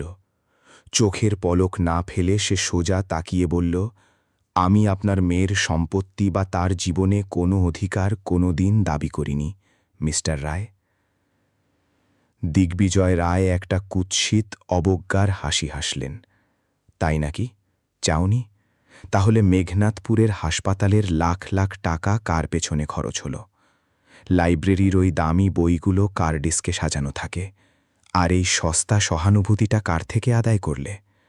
তোমাদের মতো নিচু ঘরের চতুর ছেলেরা মুখে কিছু বলে না, কিন্তু নিজেদের অসহায়তাকে এমনভাবে ফেরি করে যেন বড়লোকদের ঘরের মেয়েরা নিজে থেকেই ফাঁদে পা দেয়। এই নোংরা অপবাদ সায়ানের বুকের ভেতর তীরের মতো বিঁধল। অপমানে আর রাগে তার দুই হাতের মুঠো শক্ত হয়ে কাঁপতে লাগল, কিন্তু নিজের ভেতর লালন করা শালীনতা সে হারাল না। গলার আওয়াজ এক চুলো না চড়িয়ে দাঁতে দাঁত চেপে সে বলল, আমার বাবার জীবন বাঁচানোর চিকিৎসাটা শুরু হয়েছিল একটা পবিত্র মানবিক সাহায্য দিয়ে, মিস্টার রায়। কোনো নোংরা ব্যবসায়িক চুক্তি দিয়ে নয়, আর নিজের জীবনের কষ্টকে হাটে বিক্রি করে কারো কাছে ভিক্ষা চাওয়ার শিক্ষা আমার পরিবার আমাকে দেয়নি। দিগ্বিজয় রায়ের চোখ দুটো রাগে হিংস্র হয়ে উঠল। তিনি সজোরে টেবিল চাপড়ে বললেন, এই আধুনিক দুনিয়ায় সব কিছুর একটা দাম আছে। এবার সরাসরি বলো, কত টাকা হলে তুমি সরবে? তোমার বাবার হাসপাতালের আজীবনের খরচ, তোমার পড়াশোনার পুরো ফি, একটা নতুন পাকা বাড়ি, সব আমি একটা চেকে লিখে দিতে রাজি আছে। আমার শুধু একটাই শর্ত, আজ এই মুহূর্ত থেকে তুমি আমার মেয়ের ছায়া থেকেও দূরে থাকবে। সায়ান আর কোনো তর্ক করল না। অত্যন্ত ধীরস্থিরভাবে সে তার পিঠের পুরনো ব্যাগটার চেন খুলল। তার ভেতর থেকে সযত্নে বের করে আনল সেই সেগুন কাঠের তৈরি সেই ছোট সুন্দর বাক্সটি, যা তার বাবা করুণাময় বাবু নিজের অসুস্থ হাতে পরম মমতায় গড়েছিলেন। বাক্সটি সে অত্যন্ত শান্তভাবে দিগ্বিজয় রায়ের সামনের দামি কাঁচের টেবিলের ওপর নামিয়ে রাখল। ভারী কাঁচ আর কাঁচের সেই সংঘর্ষে পুরো হলের ভেতর একটা থমথমে ভারী নীরবতা নেমে এল। এই সাধারণ কাঠের বাক্সটার ভেতর আমার সারা জীবনের মেধার স্কুল সার্টিফিকেটগুলো রাখা আছে। এর মধ্যেই লুকিয়ে আছে আমার প্রয়াত মায়ের শেষ স্মৃতিটুকু, আর এতে লেগে আছে আমার বাবার সৎ পরিশ্রমের খাঁটি গন্ধ। আমাদের ওই ভাঙা ঘরে আপনার মতো অগাধ ঐশ্বর্য বা বিলাসিতা হয়তো নেই মিস্টার রায়, কিন্তু আমাদের রক্তে এটুকু আত্মসম্মান আর নৈতিকতা এখনও বেঁচে আছে যে আমরা টাকার লোভে নিজের মন আর আত্মাকে বিক্রি করি না। ঠিক তখনই অনন্যা হন্তদন্ত হয়ে সেই গোপন ভিআইপি হলের দরজার সামনে এসে দাঁড়াল। লনের কোনো শুভাকাঙ্ক্ষী হয়তো তাকে এই নোংরা ষড়যন্ত্রের কথা জানিয়ে দিয়েছিল, কিংবা তার নিজের ভেতরের অস্থিরতাই তাকে টেনে এনেছিল এখানে। নিজের প্রতাপশালী বাবা আর সায়ানকে এভাবে যুদ্ধের ময়দানের মতো মুখোমুখি দাঁড়িয়ে থাকতে দেখে আতঙ্কে তার পুরো মুখ ফ্যাকাশে হয়ে গেল। বাবা, ঈশ্বরের দোহাই লাগে, বন্ধ করো, অনন্যা আকুল হয়ে বলল। বাইরে অতিথি বসে আছেন, তাদের সামনে এভাবে কাউকে ডেকে এনে অপমান করো না। দিগ্বিজয় রায়ের ঝড়ের বেগে মেয়ের দিকে ঘুরলেন, চড়া গলায় ধমকে উঠলেন, তুমি একদম চুপ করো অনন্যা। তোমার মতো নির্বোধ মেয়ের বিন্দু মাত্র ধারণা নেই যে এই সমাজের ধূর্ত মানুষেরা নিজেদের স্বার্থে তোমার এই অতিরিক্ত সরলতাকে কিভাবে ব্যবহার করে। অনন্যার চোখ দিয়ে জল গড়িয়ে পড়ছিল, কিন্তু তার গলার স্বর এবার আর দুর্বল শোনাল না। সে মাথা উঁচু করে দাঁড়িয়ে স্পষ্ট ভাষায় বলল, সায়ান কোনোদিন আমার কাছে এসে সাহায্য ভিক্ষা চায়নি বাবা। সম্পূর্ণ ভুলটা আমার নিজের ছিল। আমি সমাজ আর পরিবারের ভয়ে লুকিয়ে আমার গয়না বিক্রি করে ওকে টাকা দিয়েছিলাম, কিন্তু জীবনের শেষ প্রান্তে দাঁড়িয়ে থাকা একটা মুমূর্ষ মানুষকে বাঁচানোর চেষ্টা করাটা কোনো অবস্থাতেই অপরাধ হতে পারে না। নিজের মেয়ের মুখে এই অবাধ্যতার কথা শুনে দিগ্বিজয় রায়ের ধৈর্যের শেষ বাঁধটুকু ভেঙে গেল। তিনি সিংহের মতো গর্জন করে উঠলেন, তাহলে আজই তোমার জীবনের চূড়ান্ত ফয়সালা করে নাও অনন্যা।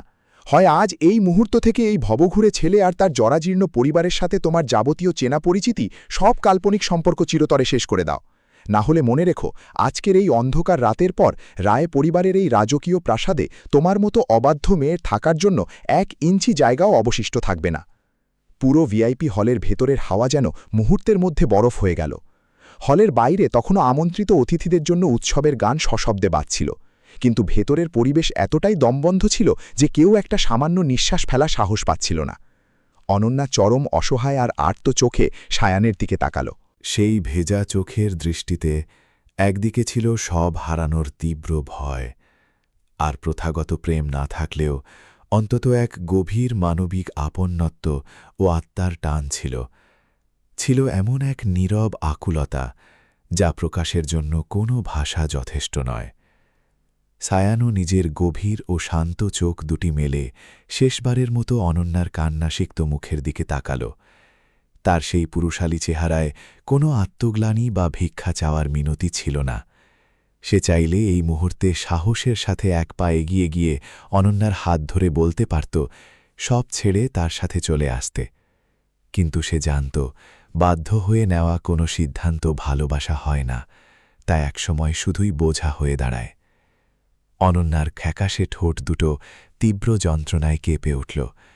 সে কোনোমতে চোখের জল মুছে অত্যন্ত অস্ফুট স্বরে বলল, সায়ান, হয়তো আমাদের দুজনের স্বার্থেই আজ থেকে আর কোনো দিন কোথাও দেখা করা বা কথা বলা উচিত হবে না। এই একটা বাক্য শুনতে হয়তো খুব ছোট, কিন্তু তা সায়ানের ভেতরের সমস্ত বিশ্বাস আর আশার প্রদীপকে এক পলকে চুরমার করে দিল। নিজের ভেতরের তীব্র কষ্টকে চেপে রাখার জন্য সে কয়েক মুহূর্তের জন্য চোখ দুটো শক্ত করে বন্ধ করল।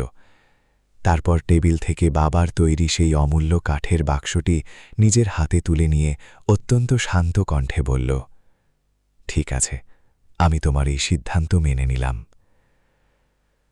তার সেই বিদায়বেলার কথায় কোনো সাময়িক ক্ষোভ ছিল না ভাগ্যের বিরুদ্ধে কোনো অন্ধ অভিযোগ। সে শুধু ওখান থেকে সগর্ভে নিজের শরীর ঘোরাল এবং হলঘর থেকে সোজা বাইরের অন্ধকারের দিকে ধীর পায়ে হেঁটে বেরিয়ে গেল।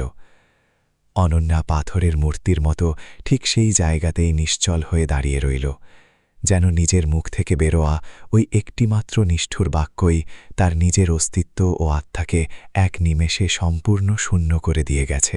রিসোর্টের বাইরে তখন সমুদ্রের নোনা বাতাস তীব্র গতিতে বয়ে যাচ্ছিল। সায়ান দত্ত সেই চকমকে ও বিলাসবহুল রিসোর্টের কৃত্রিম আলো থেকে ক্রমশ দূরে অন্ধকারের কালো রাজপথের দিকে একাকী হেঁটে চলে গেল। তার ফেলে আসা পেছনের জগতে রয়ে গেল ধনীদের উৎসবের গান, অগাধ ধন সম্পদ আর রাজকীয় প্রতিষ্ঠা। আর তার সামনের দিগন্তে পড়ে রইল একাকী চলার দীর্ঘ অন্ধকার রাস্তা, বাবার প্রাণঘাতী তীব্র অসুস্থতা আর এক পরম বিশ্বাস্ত মানুষের হাত থেকে পাওয়া ভেঙে যাওয়া বিশ্বাসের মস্ত বড় ভারী বোঝা। আর ঠিক সেই অভিশপ্ত রাতেই সে নিজের জীবনের এক পরম শিক্ষণীয় রূঢ় সত্য বুঝতে পারল। এই নিষ্ঠুর পৃথিবীতে চরম দারিদ্র্যের চেয়েও বড় কোনো কষ্ট নিছক কোনো সামাজিক অপমান বা অবজ্ঞা নয়, বরং জীবনের সবচেয়ে বড় কষ্ট হল স্বেচ্ছায় সেই মানুষের ছায়া থেকে আজীবনের জন্য দূরে চলে যাওয়া, যেই স্বার্থপর দুনিয়ার ভিড়ে নিজের অহংকার ভুলে জীবনের প্রথমবারের মতো তোমার বুকের গভীরে থাকা অসহায় নীরবতার ভাষা নিজের মন দিয়ে পরম মমতায় শুনতে পেয়েছিল। সেই রাতে বিলাসবহুল রিসোর্টের চকমকে আলো সায়ানের পেছনে পড়ে রইল ঠিকই, কিন্তু তার বাহ্যিক উজ্জ্বলতা সায়ানের অন্তরের গভীর ঘরে এক অন্তহীন অন্ধকার রেখে গেল। সে কোনো নির্দিষ্ট গন্তব্য ছাড়াই দীর্ঘক্ষণ ধরে নীলপুরের নিঝুম রাজপথ দিয়ে একা একা হাঁটতে থাকল। সমুদ্রের উপকূলীয় বাতাস ছিল অত্যন্ত ঠান্ডা, কিন্তু তার বুকের ভেতরটা যেন কোনো উত্তপ্ত পাথরের ভারে অবরুদ্ধ হয়ে আসছিল। সে একবারের জন্যও পেছনে ফিরে তাকাল না, কারণ তার মনে এক তীব্র ভয় কাজ করছিল। যদি সে ভুল করেও অনন্যাকে খোঁজার উদ্দেশ্যে পেছনে তাকায়, তবে তার আজীবনের কঠোর সংকল্প এক নিমেষে ভেঙে চুরমার হয়ে যাবে। সেই গভীর রাতে সে যখন নিজের ভাঙা বাড়িতে ফিরে এলো, তখন বাবা করুণাময় দত্ত হাসপাতালেই ভর্তি ছিলেন। পুরো ঘরটা ছিল একদম জনমানবহীন ও ফাঁকা, আর জরাজীর্ণ দেয়ালগুলোতে যেন এক অদ্ভুত দীর্ঘমেয়াদী নীরবতা লেপ্টেছিল। পরবর্তী কিছু সপ্তাহ ধরে সায়ান কেবল নিজের জীবনের সেই কাজগুলোই করল যা টিকে থাকার জন্য অত্যন্ত জরুরি ছিল। হাসপাতালে নিয়মিত যাতায়াত করা, ওষুধের ব্যবস্থা করা, স্কুলের বাকি থাকা চূড়ান্ত পরীক্ষাগুলো দেওয়া, আর প্রতিনিয়ত বন্ধ হয়ে যাওয়া জাহাজ কারখানার মানুষদের ভবিষ্যৎ নিয়ে চিন্তা করা। অনন্যা রায় এই সময়ের মধ্যে ২-৩ বার দূর থেকে সায়ানকে দেখেছিল ঠিকই, কিন্তু সায়ান প্রতিবারই তাকে দেখতে পেয়ে নিজের হাঁটার রাস্তা বদলে অন্যদিকে চলে গেল। সে মনে মনে অনন্যার ওপর কিছুটা রাগান্বিত ও অভিমানী ছিল বটে, কিন্তু তার চেয়েও বেশি সে নিজের ভেতরের আত্মসম্মানের সাথে প্রতিনিয়ত লড়াই করছিল। তার অন্তরাত্মা খুব ভালোভাবেই জানত যে অনন্যা মানুষ হিসাবে মোটেও খারাপ ছিল না, কিন্তু সেই রিসর্টের ভিআইপি হলের ভেতর তার মুখ থেকে বের হওয়া সেই নির্মম শব্দগুলো সায়ানের কানে বারবার ফিরে আসছিল। হয়তো আমাদের দুজনের স্বার্থে আজ থেকে আর কোনোদিন কোথাও দেখা করা বা কথা বলা উচিত হবে না। দীর্ঘ চিকিৎসার পর করুণাময়বাবু কিছুদিনের জন্য তাদের সেই পুরনো বাড়িতে ফিরে এলেন, কিন্তু তার ভগ্ন শরীর আর আগের মতো সচল ও স্বাভাবিক রইল না। এক শান্ত সন্ধ্যায়, যখন রক্তিম সূর্য দূর সাগরের বুকে ধীরে ধীরে ডুব দিচ্ছিল এবং পুরো ঘরে গোধূলির এক হালকা সোনালি আলো ছড়িয়ে পড়েছিল, ঠিক তখন তিনি সায়ানকে নিজের বিছানার কাছে ডাকলেন। তার শীর্ণ হাতে তখন সযত্নে ধরা ছিল সেই মূল্যবান সেগুন কাঠের ছোট্ট বাক্সটি। তিনি বাক্সের মসৃণ ঢাকনার ওপর নিজের কাঁপানো আঙুলগুলো পরম মমতায় বোলাতে বোলাতে সায়ানের উদ্দেশ্যে বললেন, বাবা সায়ান, জীবনে মানুষের হাত থেকে দুঃখ পাওয়াটা কোনো বড় বা আশ্চর্যের কথা নয় রে বাবা। আসল ও সবচেয়ে বড় কথা হল সেই তীব্র দুঃখ কষ্ট শেষ পর্যন্ত তাকে কেমন মানুষ হিসেবে সমাজে তৈরি করে রেখে যাচ্ছে। সায়ান বাবার পাশে এক্কেবারে নিস্তব্ধ হয়ে চুপ করে বসে রইল। করুণাময় বাবু সায়ানের চোখের গভীরে চেপে রাখা তীব্র অভিমান ও সুপ্ত রাগকে খুব সহজেই পড়ে নিয়েছিলেন। তিনি মৃদুস্বরে যোগ করলেন, সমাজের কোনো ধনী মানুষ তোকে অবজ্ঞার চোখে ছোট মনে করলেই তুই বাস্তবে কোনোদিন ছোট হয়ে যাবি না রে বাবা। আর কেউ তোকে মাঝপথে ছেড়ে চলে গেলেই তুই নিজের ভেতরের ভালোত্ব ও মনুষ্যত্বকে কোনোদিন বিসর্জন দিস না। জীবনে নিজের সুউচ্চ আত্মসম্মান অবশ্যই বজায় রাখিস, কিন্তু সেই লড়াই করতে গিয়ে নিজের কোমল মনটাকে আবার কখনো পাথরের মতো কঠোর বানিয়ে ফেলিস না। এই ঘটনার কিছু মাস পরেই এক অন্ধকার দিনে করুণাময় বাবুর খামখেয়ালি শ্বাসপ্রশ্বাস চিরকালের জন্য স্তব্ধ হয়ে গেল। সেই দিনটি ছিল সায়ানের জীবনের সবচেয়ে নিঝুম, শান্ত, অথচ সবচেয়ে ভারী ও যন্ত্রণাদায়ক একটি দিন। চারদিকে কোনো বড় রকমের শোরগোল বা কান্নাকাটি হল না। ব্যাস, এক অসহায় ছেলে তার বাবার নিথর পায়ের কাছে স্তব্ধ হয়ে বসে রইল। আর জীবনের প্রথমের মতো তার মনে হল যে আজকের পর থেকে তার মাথার ওপর থাকাই অসীম আকাশটাও আর তার নিজের বলে রইল না। অন্ত্যেষ্টিক্রিয়ার সমস্ত ধর্মীয় আচার শেষ হওয়ার পর সে দীর্ঘ সময় ধরে একাকী সমুদ্রের তীরের বালিয়াড়িতে বসে রইল। বাবার রেখে যাওয়া সেই কাঠের বাক্সটি তার কোলের কাছে শক্ত করে ধরা ছিল। সে ভেজা চোখে সমাজের বিরুদ্ধে কোনো প্রতিশোধের কসম খেল না, কোনো উঁচু গলায় অবাস্তব প্রতিজ্ঞাও করল না। সে শুধু নিজের মনের মণিকোঠায় নিঃশব্দে নিজেকে কথা দিল যে তার বাবার আজীবনের সৎ পরিশ্রম আর ঐতিহ্যকে সে কোনো অবস্থাতেই এই নিষ্ঠুর দুনিয়া থেকে মুছে যেতে দেবে না। 2018 সালের মাঝামাঝি সময়ে সায়ান তার চেনা নীলপুর শহরটা চিরতরে ছেড়ে দিল। প্রথমে কাজের খোঁজে গেল মেঘনাথপুরে, তারপর সেখান থেকে সোজা চলে এলো তিলোত্তমা কলকাতা শহরে। জীবনের এই নতুন লড়াইয়ের শুরুটা তার জন্য মোটেও সহজ ছিল না। দিনে হাড় ভাঙা খাটুনি আর পড়ালেখা, রাতে অন্ধকার গোডাউনে বসে বড় বড় ব্যবসায়ীদের চালানের হিসাব মেলানো, আর ছুটির দিনগুলোতে ছোট ছোট খুচরো দোকানদারদের জন্য নিজের হাতে মাল প্যাক করা, এটাই ছিল তার রুটিন। কত রাত যে ক্লান্ত শরীরে কোনো জনাকীর্ণ বাসস্ট্যান্ডের কনকনে ঠান্ডা লোহার বেঞ্চে শুয়ে কেটেছে তার হিসাব নেই। এমন দিনও গেছে যখন সারা দিনের আহার বলতে ছিল এক কাপ সস্তা চা আর দোকান থেকে কিনে আনা কয়েকটা শুকনো বিস্কুট। কিন্তু এত কষ্টের মাঝেও সে কোনোদিন কারো সামনে হাত পাতেনি। এই ফুটপাথের লড়াই থেকে সায়ান একটা খাঁটি বাস্তব অভিজ্ঞতা পেয়েছিল। সে বুঝতে পেরেছিল এই আধুনিক বাজার আসলে কেমন নিষ্ঠুর নিয়মে চলে, কেন মাথার ঘাম পায়ে ফেলে খাটুনি খেটেও প্রান্তিক কারিগররা তাদের পণ্যের সঠিক দাম পায় না, আর শহরের আধুনিক মানুষ কেন গ্রামের তৈরি সাধারণ জিনিসপত্র চড়া দামে বড় শোরুম থেকে কেনে, অথচ যে আদি কারিগর নিজের রক্ত জল করে ওটা বানালো সে তার ন্যায্য পাওনার এক আনাও পায় না।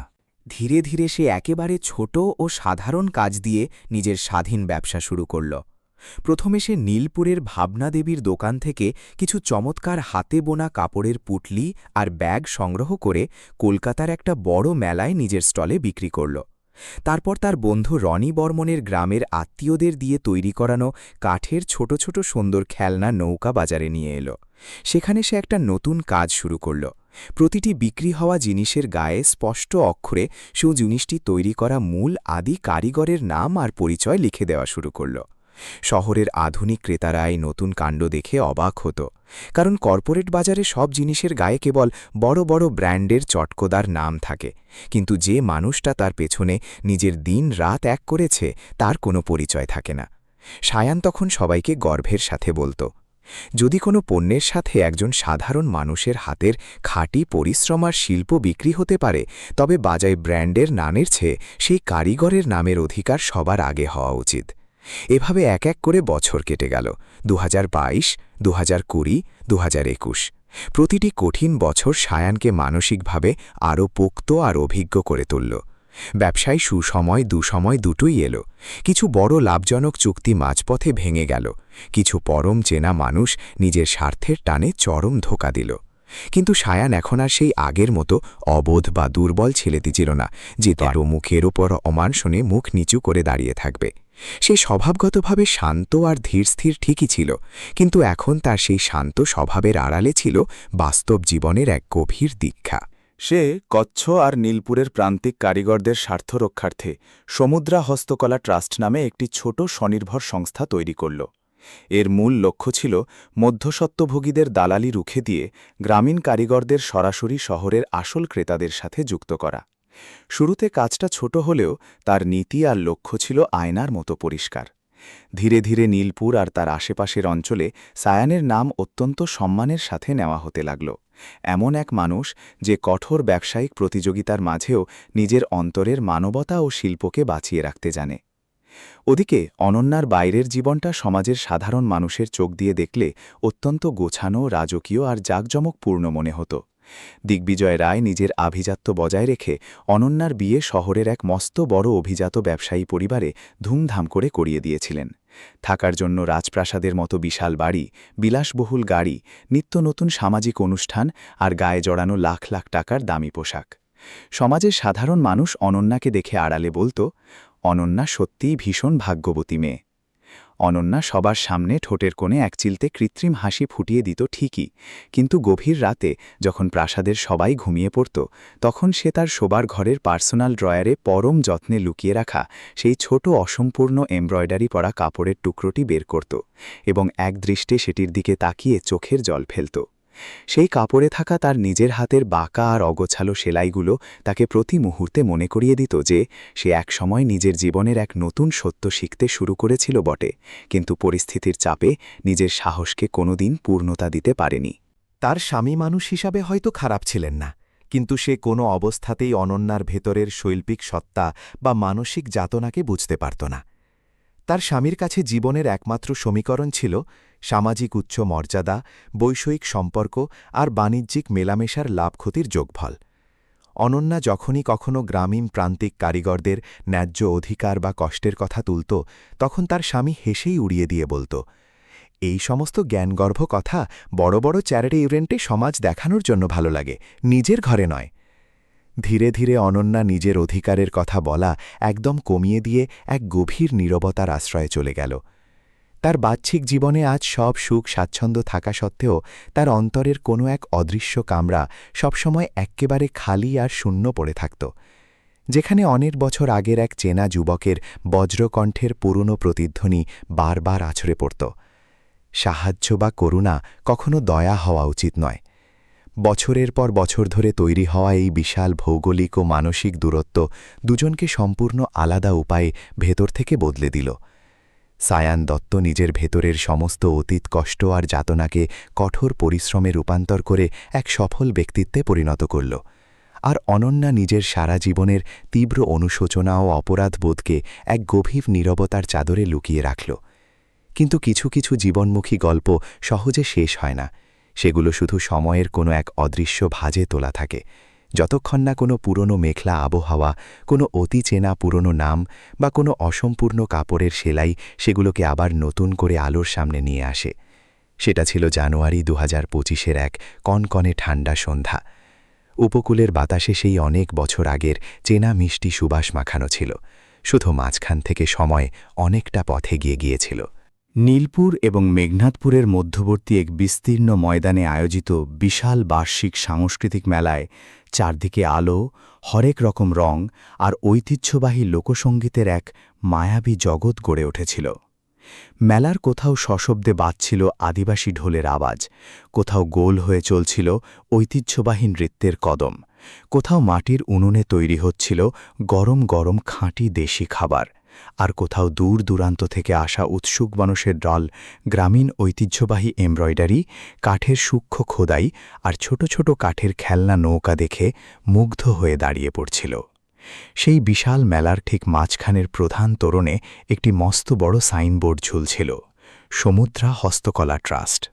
সেই বোর্ডসের নিচে এক কোণে শান্ত হয়ে দাঁড়িয়েছিলেন স্বয়ং সায়ান দত্ত।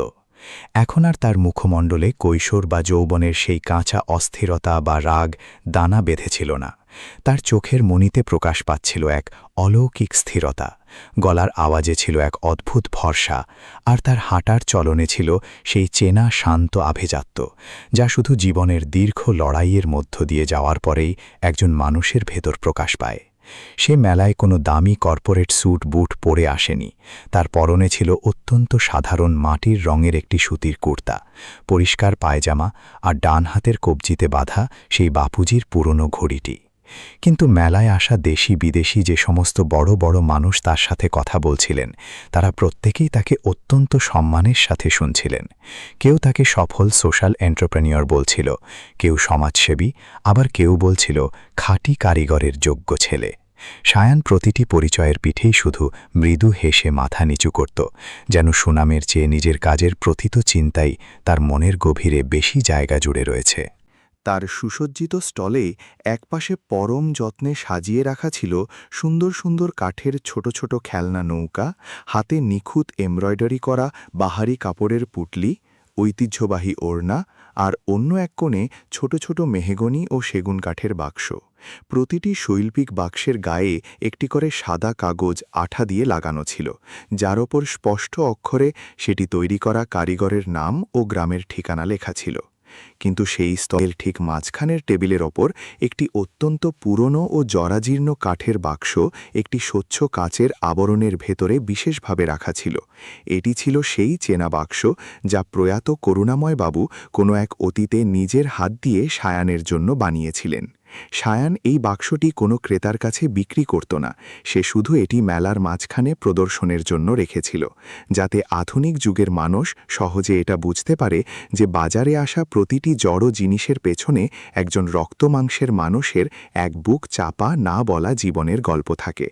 ঠিক সেই মায়াবী সন্ধ্যায় অনন্যাও নিজের পরিবারের সাথে সেই মেলা প্রাঙ্গণে ঘুরতে এসেছিল। সে তার বিত্তশালী স্বামী এবং কিছু উচ্চবিত্ত আত্মীয় স্বজনের সাথে মেলার ভিড়ে হাঁটছিল। তার গায়ের রাজকীয় পোশাকটি ছিল অত্যন্ত দৃষ্টিনন্দন, গহনাগুলো ছিল অমূল্য ও দামি, এবং তার মুখমণ্ডল ছিল সম্পূর্ণ শান্ত।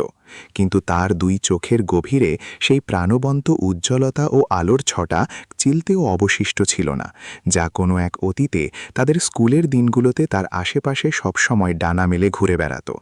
মেলায় আসা চেনা অচেনা উচ্চবিত্ত মানুষ তাকে রায় পরিবারের রাজবধূ হিসেবে দেখে এখনও অত্যন্ত সম্মানের সাথে কুশল বিনিময় করছিল ঠিকই, কিন্তু সে প্রতিবার হাসি মুখে উত্তর দেওয়ার পর মনের আড়ালে যেন আরেকটু বেশি ক্লান্ত ও নিঃস্ব হয়ে পড়ছিল।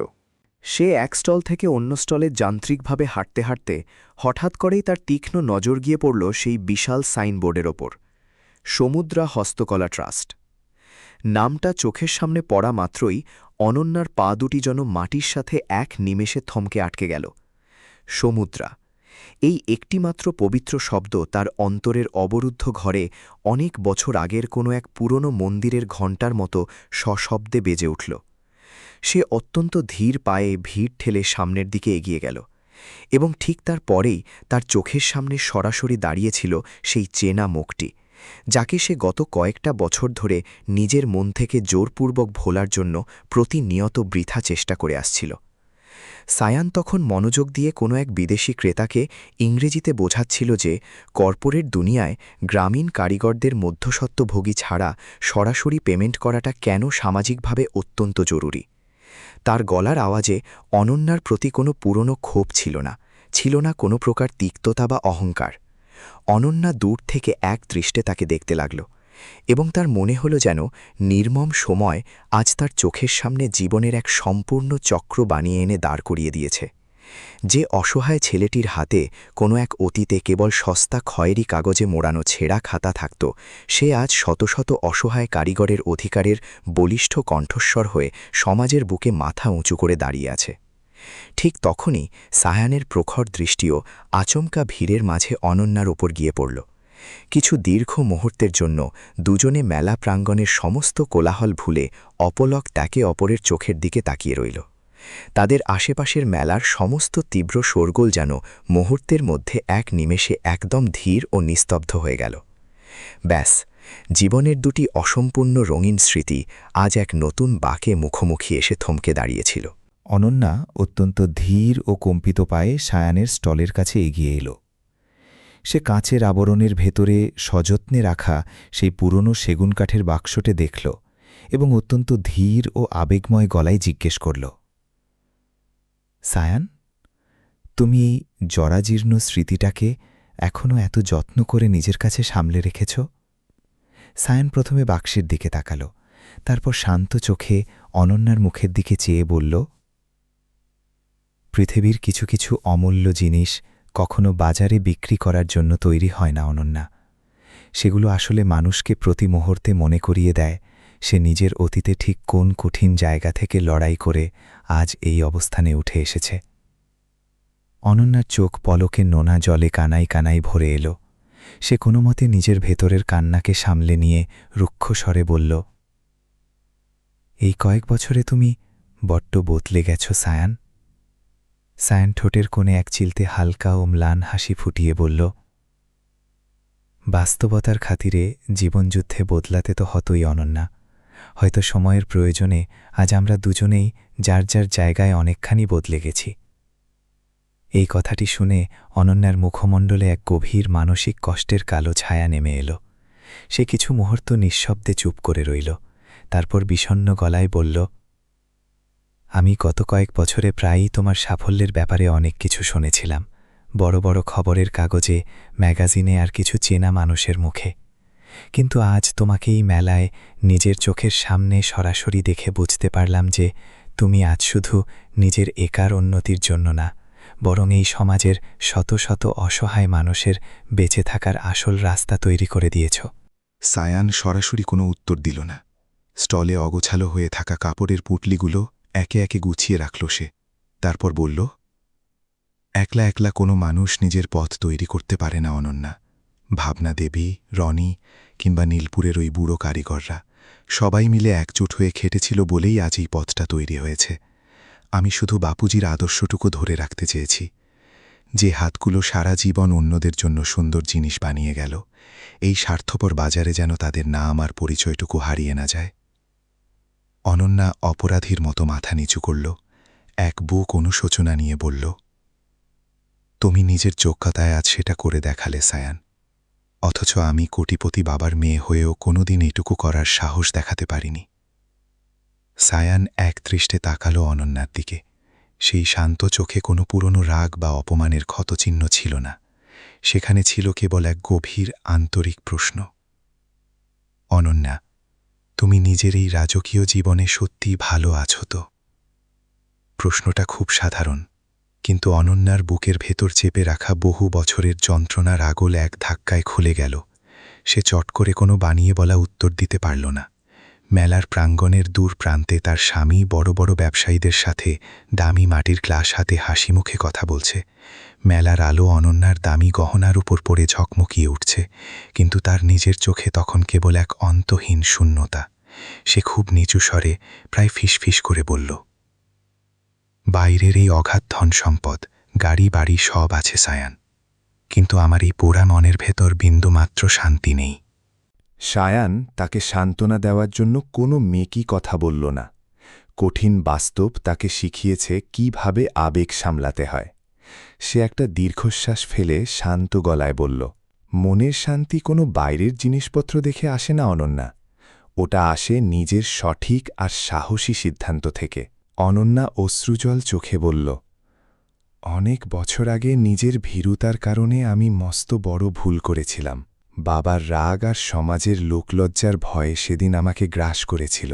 সায়ান চোখ নামিয়ে মৃদু স্বরে বলল, আমি জানি, ভয়ের মুখে নেওয়া ভুল সিদ্ধান্তগুলো মানুষের মনের ভেতর আজীবনের এক গভীর ক্ষত রেখে যায়।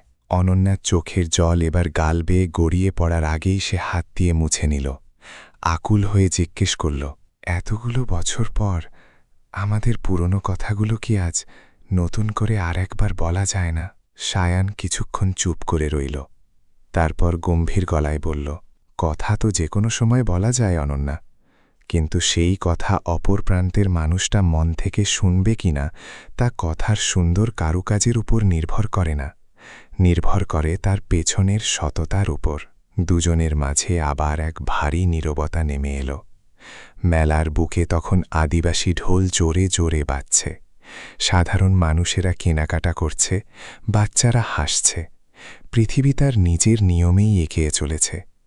কিন্তু সেই ছোট সাধারণ স্টলটির সামনে দুটো ভিন্ন জগতের মানুষ একলা দাঁড়িয়েছিল। একজন নিজের কষ্টকে সততার চোরে সাফল্যে বদলে নিয়েছে, আর অন্যজন নিজের অনুশোচনাকে মনের ভেতর লুকিয়ে তিলে তিলে মরছে।